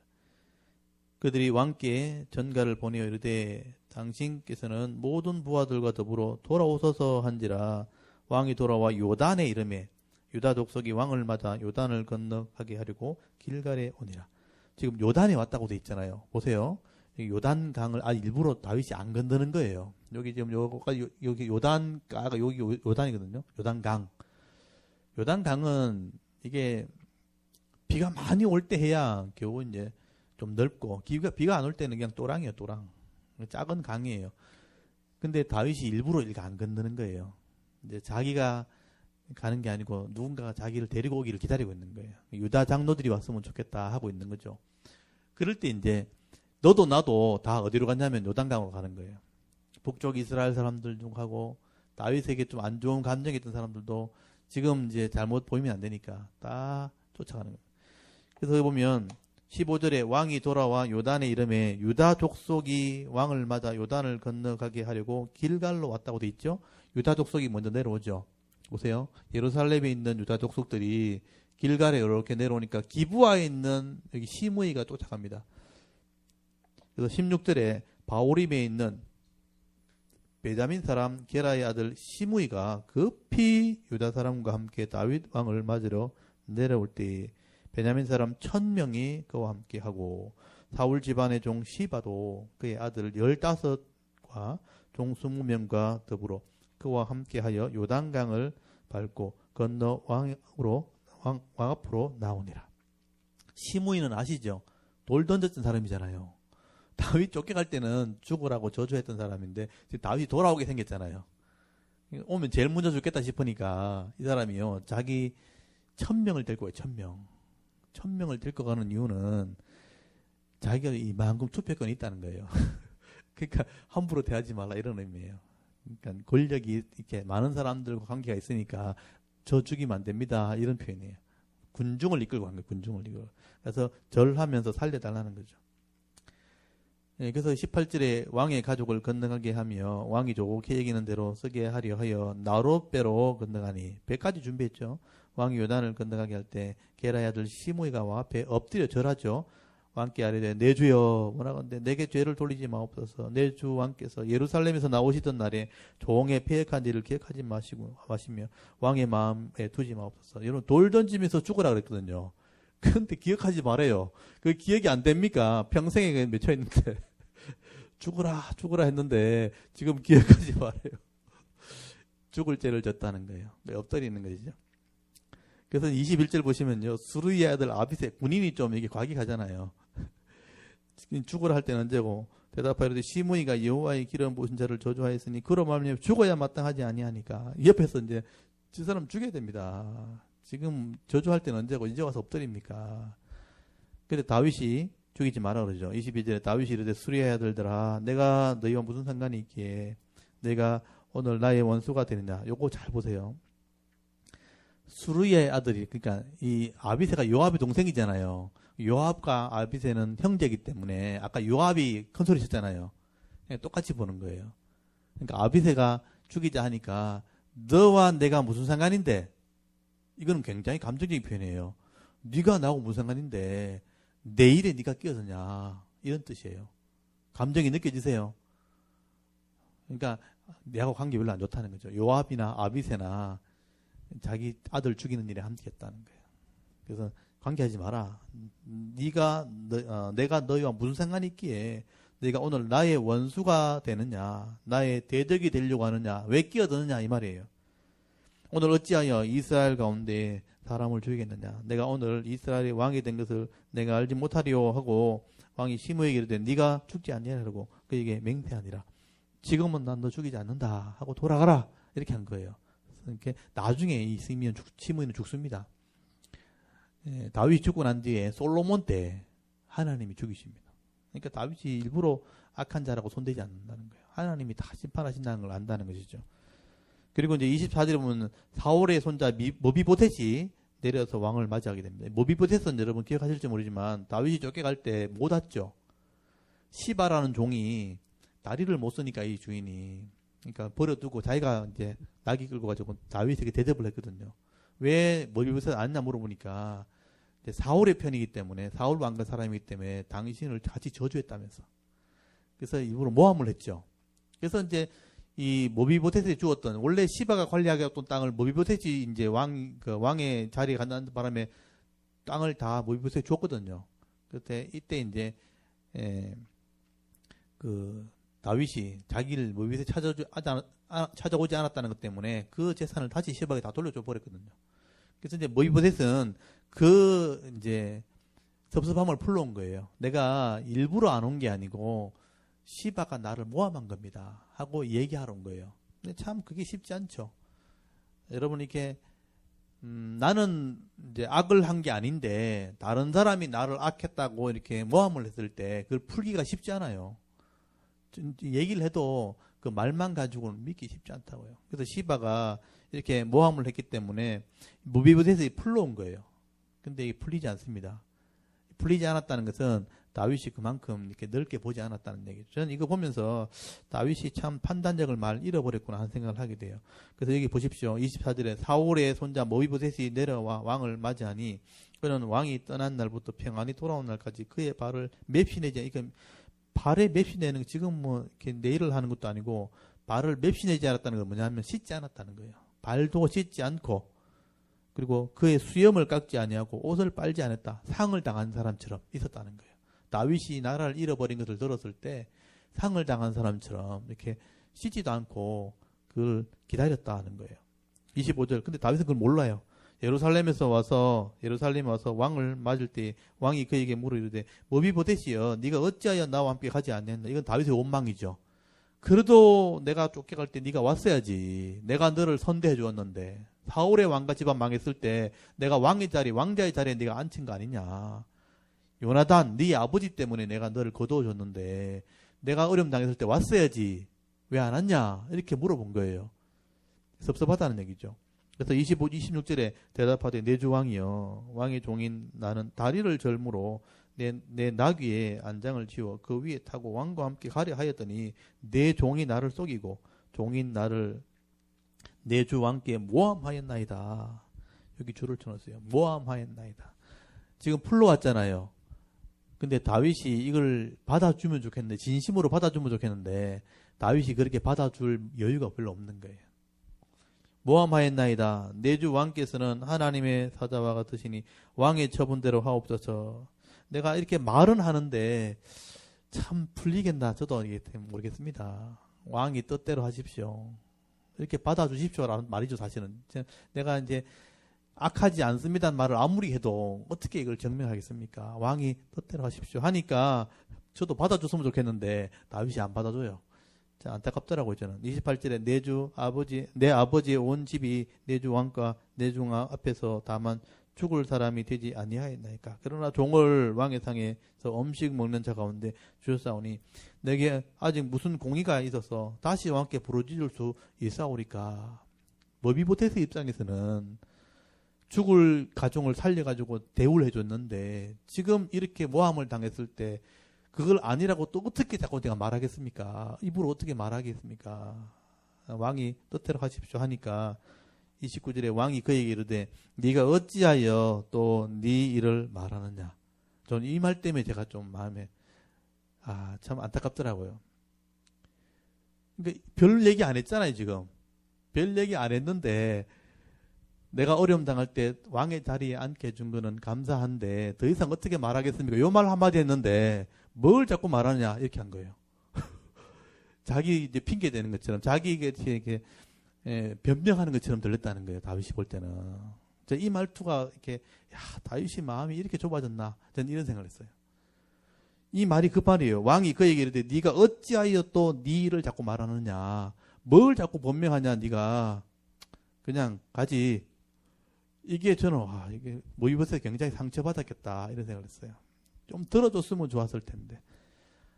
우리는 객관적으로 보니까 이게 보이는데 그 당시 다윗은 이게 안 보이는 거예요. 뭘 자꾸 변명을 하냐, 네 자꾸 뭘 말하냐, 이게 존경함이 없으면서 이런 식으로 말한 거예요. 내가 이르노니 너는 시바와 밭을 나누라. 그러니까 네가 너의 줬던 그 밭이나 땅을 네 종에게 더 줘라. 종이 나를 찾아왔다는 거예요. 사실 시바가 좀 이렇게 주인을 버리고 속인 건데 사실인데 다윗은 그게 보이지 않는 거예요. 저는 이게 제가 좀 마음이 아팠어요. 모비보셋을 좀 받아주었더라면 더 좋았을 텐데 다윗이 이렇게 마음이 좁아졌구나. 유다 장로들만 이렇게 자꾸 선택하려고 하고 이런 억울함을 당한 사람을 이렇게 들어주지 않고 이렇게 잘못 판결하는 거 보니까 참 마음이 좁아졌구나 이런 생각을 했었어요. 이렇게 지도자가 공의를 행하지 않으면 이런 마음이 된다는 거예요. 30절에 머비보셋이 왕께 아뢰되 내 주 왕께서 평안히 왕궁에 돌아오시게 되었으니 그로 그 전부를 차지하게 하옵소서 하니라. 제가 볼 때는 머비보셋이 마음이 더 큰 거예요. 지금 제가 볼 때. 이거 느끼시죠? 왕이 마음이 더 커야 되는데 왕은 지금 마음이 좁아져 있고 머비보셋은 전 필요 없습니다. 그런 거 다 주십시오. 저는 왕의 마음만 풀어주면 그게 좋습니다. 라는 마음으로 왔다는 거잖아요. 여러분 이게 이해되죠? 머비보셋이 참 이렇게 두 다리를 뜨지 못하는 불구인데도 불구하고 그런 너그러운 마음을 가졌다는 게 저는 참 고맙더라고요. 이런 사람도 있다는 겁니다. 다윗이 저는 이때 더 원망스러워요. 좀 들어주지, 좀 받아주지 그런 생각을 했었습니다. 이게 여러분 악을 행한 사람, 죄를 지은 사람들 마음이 이만큼 좁아진다는 거예요. 불안해지고 힘들어지면 이런 마음을 가진다는 거예요. 원래 다윗이 그렇지 않았어요. 근데 이런 마음까지 되었다는 걸 보시라고요. 사람이 다 온전하지 않습니다. 또 늘 한결같지 않아요. 이렇게 어려움 당할 때 마음이 좁아질 수 있다. 그것도 이해할 수 있다면 저는 머비보셋이 그걸 이해했다는 거죠. 저는 그래도 이해됩니다. 내가 못 갔으니까 당신이 그렇게 하는 거 이해됩니다. 하고 받 필요 없습니다. 그냥 시바 다 주십시오. 저는 그냥 이렇게 좋습니다. 이렇게 대하는 거 보면 차라리 저는 머비보셋이 더 어른스럽다는 생각을 하게 됐습니다. 그리고 이제 31절 다윗은요 바리슬레한테는 잘하려고 그래요. 자기한테 잘해줬거든요. 이게 이제 이게 인간적인 마음이잖아요. 참 다윗이 이렇게 됐어요. 31절에 보면 길앗 사람 바르실레가 왕이 요단을 건너게 하려고 로글림에서 내려와 함께 요단을 이르니 바르실레는 매우 늙어 나이가 80세예요. 그는 큰 부자에 또 왕이 마하나임에 머물 때에 그가 왕을 공개하였더라. 왕을 도와준 사람이죠. 왕이 바르실레에게 이르되 너는 나와 함께 건너가자. 예루살렘에서 내가 너를 공개하리라. 여러분 모비보셋 옆에 딱 두고 바르실레를 맞이하면서 나와 같이 가자. 이렇게 하면 모비보셋이 얼마나 더 상처받겠어요. 그런 생각 안 드세요? 너는 뭘 그래 가지고 핑계 대냐. 그냥 땅을 다 주라 할 때 그냥 보내버리고 바르실레는 잘해줬다고 와서 같이 갑시다. 예루살렘 가면 제가 공개한다는 말은 뭐냐면 함께 음식을 먹겠다는 거예요. 내가 한치를 베풀어서 당신을 대우해 주겠습니다. 라고 말한 거예요. 근데 바르실레가 미안했는지 거절을 합니다. 33절에 왕이 바르실레에게 이르되 너는 나와 함께 건너가자. 바르실레에서 내가 너를 공개하리라. 바르실레가 왕께 아뢰되 내 생명의 날이 얼마나 있겠사옵게. 없겠기에 어찌 왕과 함께 예루살렘 올라가리까? 내 나이가 이제 80세라 어떻게 좋고 흉한 것을 분간할 수 있사오며 음식의 맛을 알 수 있사오리까? 이 종이 어떻게 다시 노래하는 남자와 여인의 소리를 알아들 수 있사오리까? 어찌하여 종이 내 주 왕께 아직도 누를 끼치리까? 당신의 종은 왕을 모시고 요단을 건너가려는 것뿐이거늘 왕께서 어찌 이같이 상으로 내게 갚으시라나이까? 나는 그냥 요단강을 건너보는 이 바르실레는 길랏 요단 동편 사람이에요. 자기 집이 요단 동평이기 때문에 자기 동네에서 이제 마중 나오러 왔다는 거죠. 요단강만 잘 건너가는 거 보고 내가 가려고 합니다. 내가 지금 나이가 80인데 뭘 좋고 나쁜 걸 구분할 수 있겠습니까? 뭐 음식을 먹은들 맛있는 거 없는 거 이제 구분하겠습니까? 노래 소리 들은들 그게 뭐가 즐겁겠습니까? 이제 나이가 다 들었다는 얘기죠. 그래서 가지 않겠다고 말을 하게 됩니다. 그리고 37절에 보시면 청하건대 당신의 종을 돌려보내옵소서. 내가 내 고향 부모의 묘 곁에 죽으려 하나이다. 그러나 왕의 종 김함이 여기 있사오니 청하건대 그가 내 주 왕과 함께 건너가게 하시옵고 왕의 처분대로 그에게 베푸소서 하니라. 나는 이제 나이가 들었으니까 이제는 부귀영화 필요 없다는 거예요. 젊은 사람 좀 키워주십시오. 저는 다윗의 마음보다 이 바르실레 마음이 또 더 넓게 보여요. 자기의 대우해준다 그래도 싫다는 거예요. 젊은 사람 키우십시오 하고 김함을 추천하게 됩니다. 근데 김함은 자기 종이라고 되어 있는데 사실은 이제 자기 아들이 아닐까 보통 그렇게 추측을 하기도 합니다. 근데 이 사람은 나중에 다윗에게 이렇게 신임을 받게 되어지고 왕궁에 자리를 얻게 되어집니다. 그래서 38절에 보시면 왕이 대답하되 김함이 나와 함께 건너가리니 나는 네가 좋아하는 대로 그에게 베풀겠고 또 네가 내게 구하는 것은 다 너를 위하여 시행하리라 하면서 김함을 데리고 건너가게 됩니다. 나중에 김함은 관직에 있다가 베들레헴에 가서 여관을 차리게 됩니다. 그래서 나중에 성경에 보시면 김함의 여관이 나와요. 그래서 이제 예레미야서에 나오는데 김함의 여관에 그래서 베들레헴에 있는 여관하면 기억나는 게 이제 나중에 예수님의 육신의 아버지 요셉과 마리아가 베들레헴에 호적하러 갔다가 여관에 들어갔죠.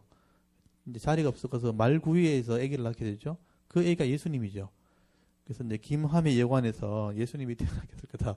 보통 그렇게 이제 해석하시는 분인데 이거는 근거는 없어요. 근거는 없는데 성경에 기록이 되어 있으니까 그렇게 이제 생각을 하는 사람도 있다는 거예요. 그래서 이제 일단 이 바르실레가 추천했던 김함이라는 사람은 관직에 오르게 되었고 나중에 베들레헴에 여관을 차렸다는 것은 분명합니다. 예레미야서에 기록되기 때문에 그때 말씀을 드리겠습니다. 그리고 이제 40절부터 갈등이 시작된 거죠. 이제 왕궁으로 돌아왔어요. 이스라엘 사람들도 오고 유다 사람들도 왔겠죠. 서로 왕의 신임을 얻으려고 다투는 장면이 나옵니다. 이게 이제 당쟁이 된 거예요.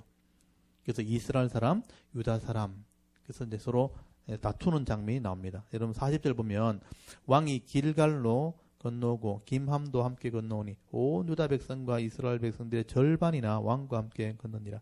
온 이스라엘 사람, 여기 온 이스라엘 사람을 줄을 쳐놓으시고 이 이제 압살롬을 따랐던 사람들이고 사울 왕가 사람들이고 북쪽의 사람들이에요. 그러니까 온 이스라엘 사람이 왕께 나와 왕께 아뢰되 우리 형제 유다 사람들이 어찌 왕을 도둑하여 왕과 왕의 집안과 왕을 따르는 모든 사람들을 인도하여 요단을 건너게 하였는가 이렇게 이제 말을 하니까 42절 모든 유다 사람 여기 줄을 쳐놓으시고 모든 유다 사람이 또 이스라엘 사람들에게 막 서로 이제 말다툼하는 거죠.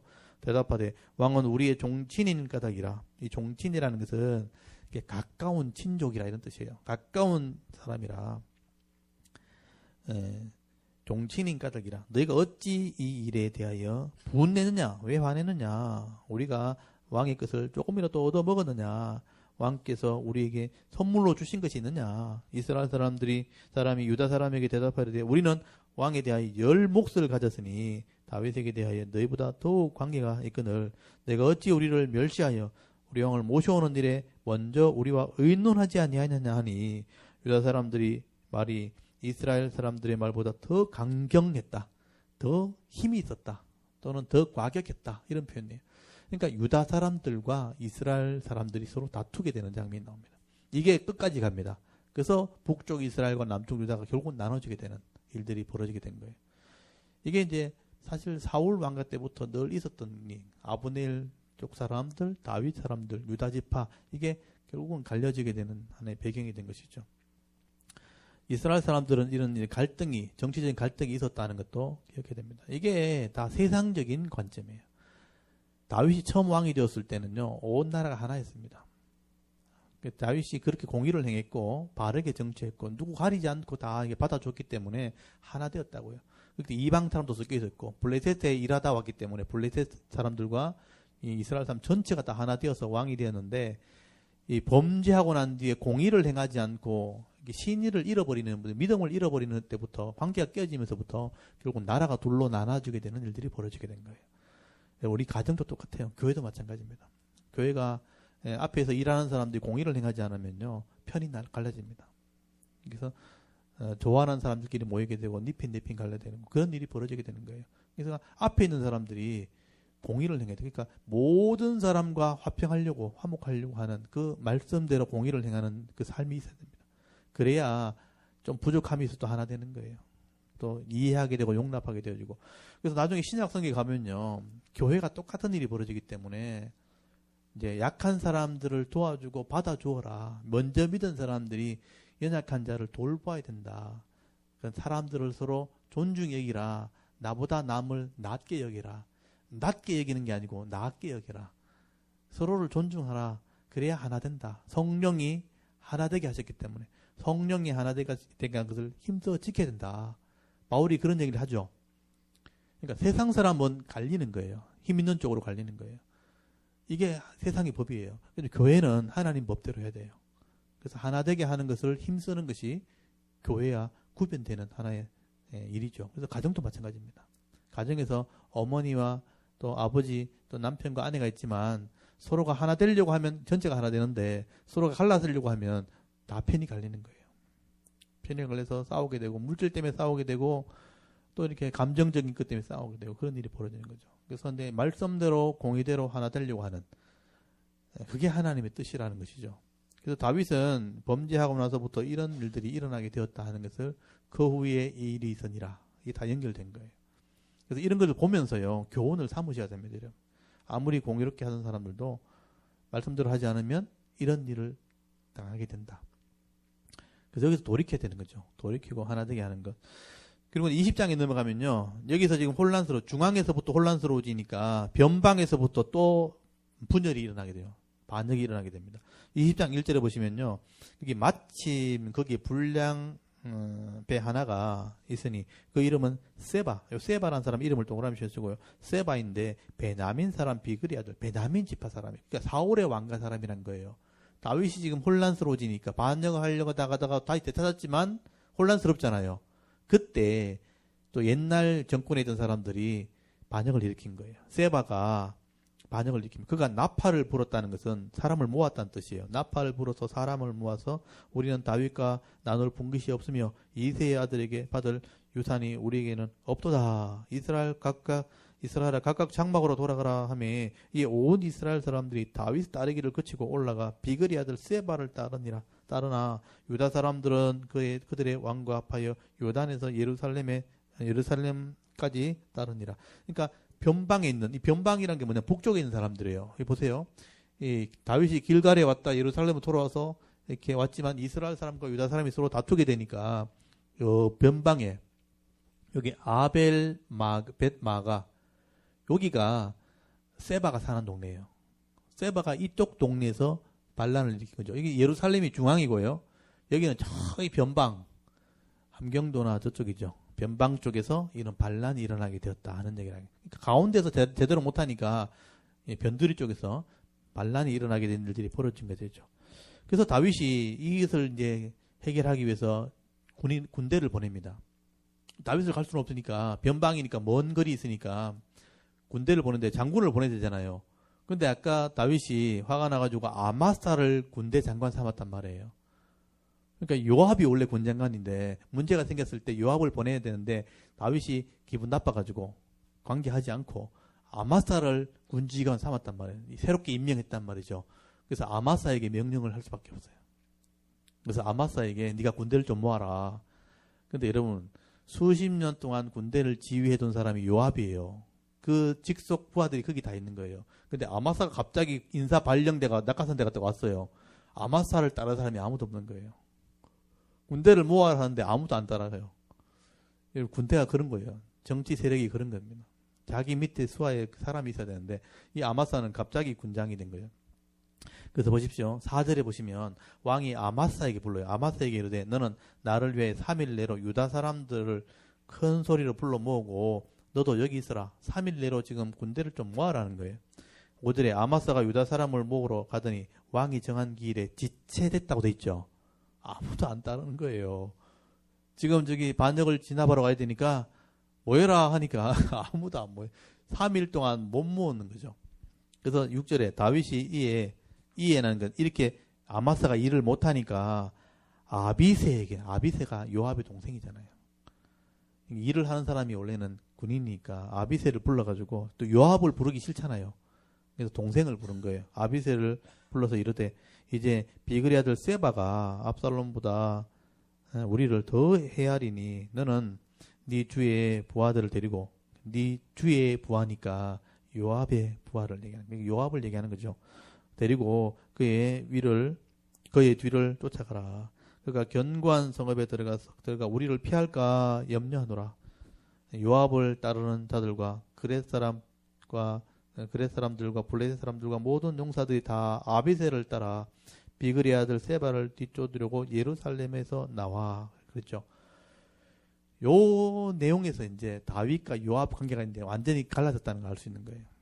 요압이 원래 일을 해야 되는데 다윗은 부르기 싫고 아마사를 세웠으니까 아마사가 일을 시키니까 일은 안 되고 지금 답답하죠. 지금 세바가 더 큰 세력을 만들면 안 되니까 견고하게 성을 지으면 또 안 되잖아요. 그래서 빨리 처리해야 되는데 아무도 일을 못 하니까 아비새를 불러가지고 네가 좀 해라 이렇게 한 거예요. 네가 좀 해라 하니까 형을 데리고 가라 이 말이죠. 그래서 이제 요압도 마지못해서 이제 아비새와 요압이 이제 가는데 가면서 요압이 그냥 안 가고요. 이 아마사가 찝찝하잖아요. 아마사를 해결하고 가는 거예요. 아마사를 죽입니다. 그 사이에서 이런 일이 벌어진 거죠. 그래서 지금 8절에 보시면요. 기브온 큰 바위 곁에 이름에 아마사가 맞으러 오니 아마사도 책임을 맡았잖아요. 왕이 군직을 맡겼으니까 일을 못하는데 책임은 있으니까 군대에 따라가려고 나온 거예요. 요압을 딱 본 거죠. 요압이 굉장히 기분 나쁘죠. 내 자리를 네가 찾았다 하니까. 그래서 이 사람이요. 군장의 허리띠를 이렇게 매면서요. 칼을 이렇게 숨겨서 와요. 그래서 이제 나중에 칼을 가지고 죽입니다. 그 장면을 아주 이제 정밀하게 묘사를 해놨어요. 8절에 다시 보십시오. 기브온 큰 바위 곁에 이름에 아마사가 맞으러 오니 그때 요압이 군복을 입고 띠를 띠고 칼집에 꽂은 칼을 허리에 메었는데 그가 나갈 때 칼이 빠져 떨어졌더라. 이 번역이 좀 그렇게 된 거예요. 여기 보면 이게 군복을 입고 띠를 매는 장면을 설명해놨잖아요. 그 띠에 허리띠에 칼이 꼽혀있단 말이에요. 칼집이 꼽혀있다고요. 그거를 이제 일부러 매는 거예요. 딱 매는데 여기 보면 칼이 빠져 떨어졌다는 표현이 잘못된 거예요. 칼을 칼집에서 뺐다는 뜻이에요. 이렇게 딱 뺐다는 뜻이에요. 칼집에 여러분 칼에 보면 원래 이렇게 칼을 흘러내지 않도록 묶는 단추가 있어요. 그 단추를 풀었다 이런 뜻이에요. 그 칼을 빼려고 준비하고 있었다는 거예요. 그때 9절에 요압이 아마사에게 이르되 내 형은 평안하냐 인사를 하잖아요. 샬롬이죠. 샬롬 하면서 오른손으로 아마사의 수염을 딱 잡고요. 그와 입을 맞추는 자며 아마사가 요압의 손에 있는 칼을 주의하지 아니한지라 요압이 칼로 그의 배를 찌르매 그의 창자가 땅에 쏟아지니 그를 다시 치지 않아도 죽으니라라고 돼 있죠. 그래서 이게 군장에 띠를 매면서 이 칼을 딱 준비한 거예요. 그래서 칼에 그 단추를 딱 풀어놓은 거예요. 풀어놓고 지금 죽이려고 딱 준비하고 이제 인사하는 척 하면서 칼을 뺀 거예요. 그리고 배를 찌른 거예요. 계획적이죠. 복수한 거죠. 그러니까 다윗에 대한 복수예요. 그러니까 다윗이 자기를 제껴두고 이 사람은 군직에 삼았다는 거예요. 자기 경쟁자라는 얘기죠.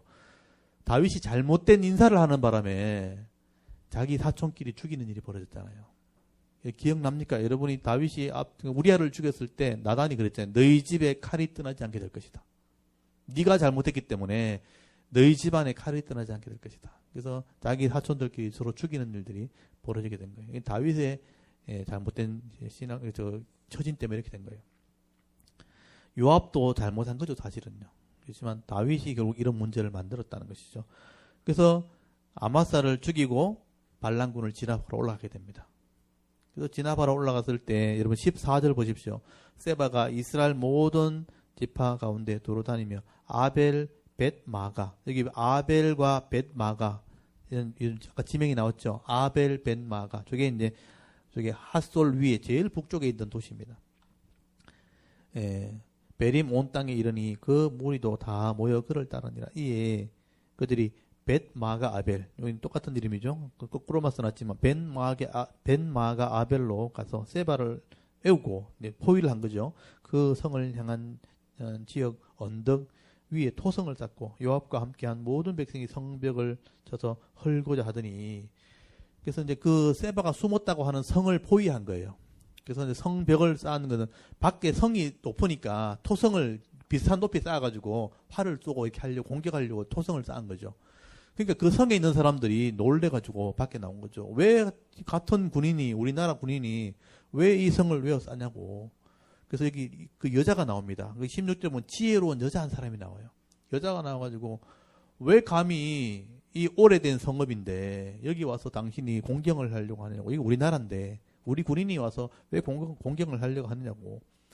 그래서 옛날부터 문제가 있으면 이 벤마가 또 아벨이 와서 문제를 해결했다 하면서 이게 역사가 깊은 성이다 이렇게 얘기를 하게 됩니다. 여기 18절 한번 보십시오. 여인이 말하 이르되 옛사람들이 흔히 말하기를 아벨에서 가서 물을 것이라 하고 그 일을 끝냈다. 문제가 있으면 여기 와서 문제 해결할 정도로 여기는 원래 권위가 있는 성이다. 그리고 19절에 나는 이스라엘에 화평하고 충성된 자 중 하나이거늘 우리나라 사람인데 당신이 이스라엘 가운데 어머니 같은 성을 멸하고자 하는도다. 여기 어머니 같은 성이라는 것은 오래된 성이라는 거예요. 우리나라의 유서 깊은 도시에 와가지고 당신들이 왜 여기를 공격하냐고. 우리나라 같으면 이제 경주같이 오래된 성읍이 있는 곳이죠. 이런 곳에 군대들이 막 포위를 하고 있으니까 이런 어머니 같은 성에 와가지고 당신이 어디 칼 들고 여기 왔냐고 이렇게 큰 소리 친 거예요.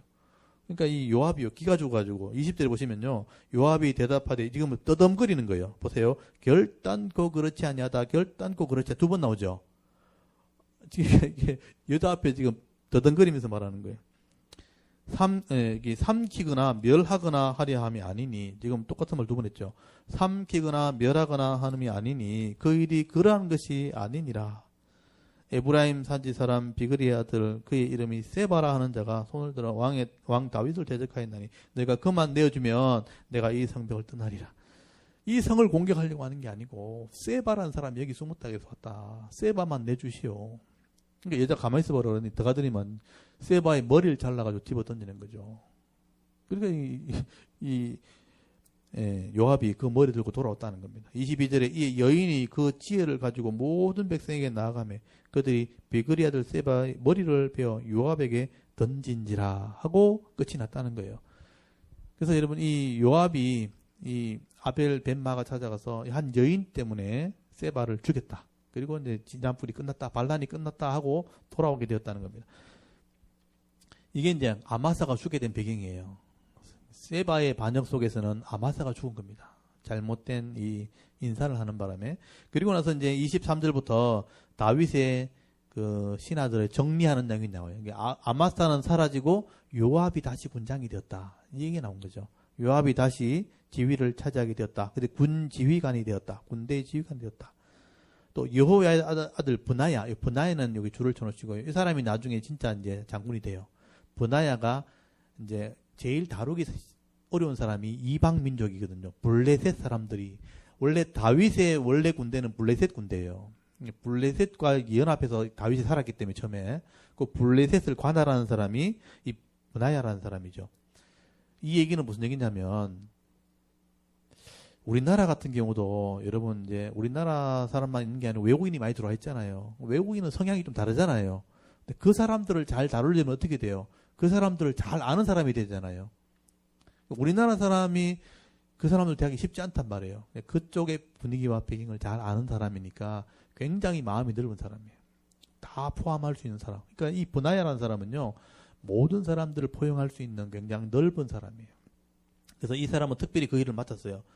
요의 아들 브라이언은 그렛 사람과 블레셋 사람의 지휘관이 됐으니까 이방 민족 군인을 다스리는 사람이에요. 이 사람이 굉장히 이제 사람 마음을 잘 아는 거죠. 그래서 이 사람이 진짜 나중에 총지휘관이 됩니다. 경험 많은 사람이죠. 사람의 마음을 잘 다스리는 사람. 그래서 이런 사람이 진짜 일꾼들이죠. 그리고 이제 거기 보면 24들의 뭐 감력관 아도람이라든지 또 여기 요사밧 사관 역사를 기록한 사람, 이 역사의 기록이 남아서 지금 이 기록이 남은 거죠. 25절에 서와 서기관 책을 기록하는 사람, 사독 아비아달 제사장, 그리고 야일의 아들 이라는 다윗의 대신. 그래서 다윗의 옆에서 도성지처럼 늘 다윗을 이렇게 돌보는 사람, 이런 사람들이 있었다라는 걸 정리해 놓고 있습니다. 그 다음에 21장에는 그 다윗의 마지막 부분에 그 기브온 사람이 죽게 된 사건, 이 사울이 죽였던 사건인데 그것 때문에 3년의 기근이 오게 됩니다.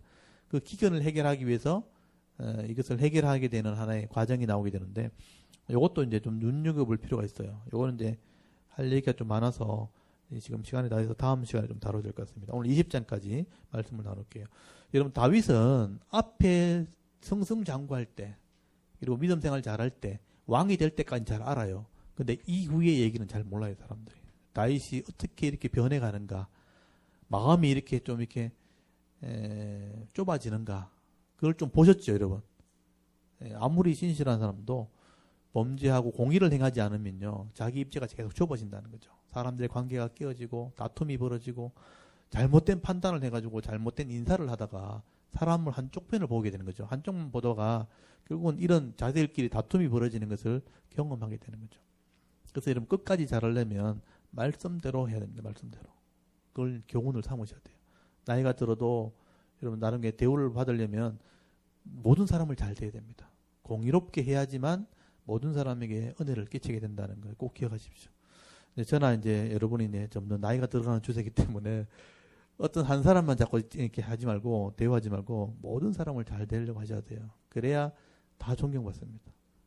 나중에 이렇게 박대 안 받으려면 믿음으로 잘 하셔야 됩니다. 오늘 여기까지 20장까지 하고 정리를 좀 하도록 하겠습니다. 좀 이렇게 새로운 사실 좀 많이 알게 됐습니까? 성경을 자세히 보면 그런 마음들이 보입니다. 그 마음들을 보시고 하나님이 또 은혜 베푸시기도 하고 저는 심판하시기도 한다는 거 여러분 꼭 기억하시면 좋겠습니다. 예, 시간이 많이 돼서 잠깐 우리 기도하고 마치겠습니다.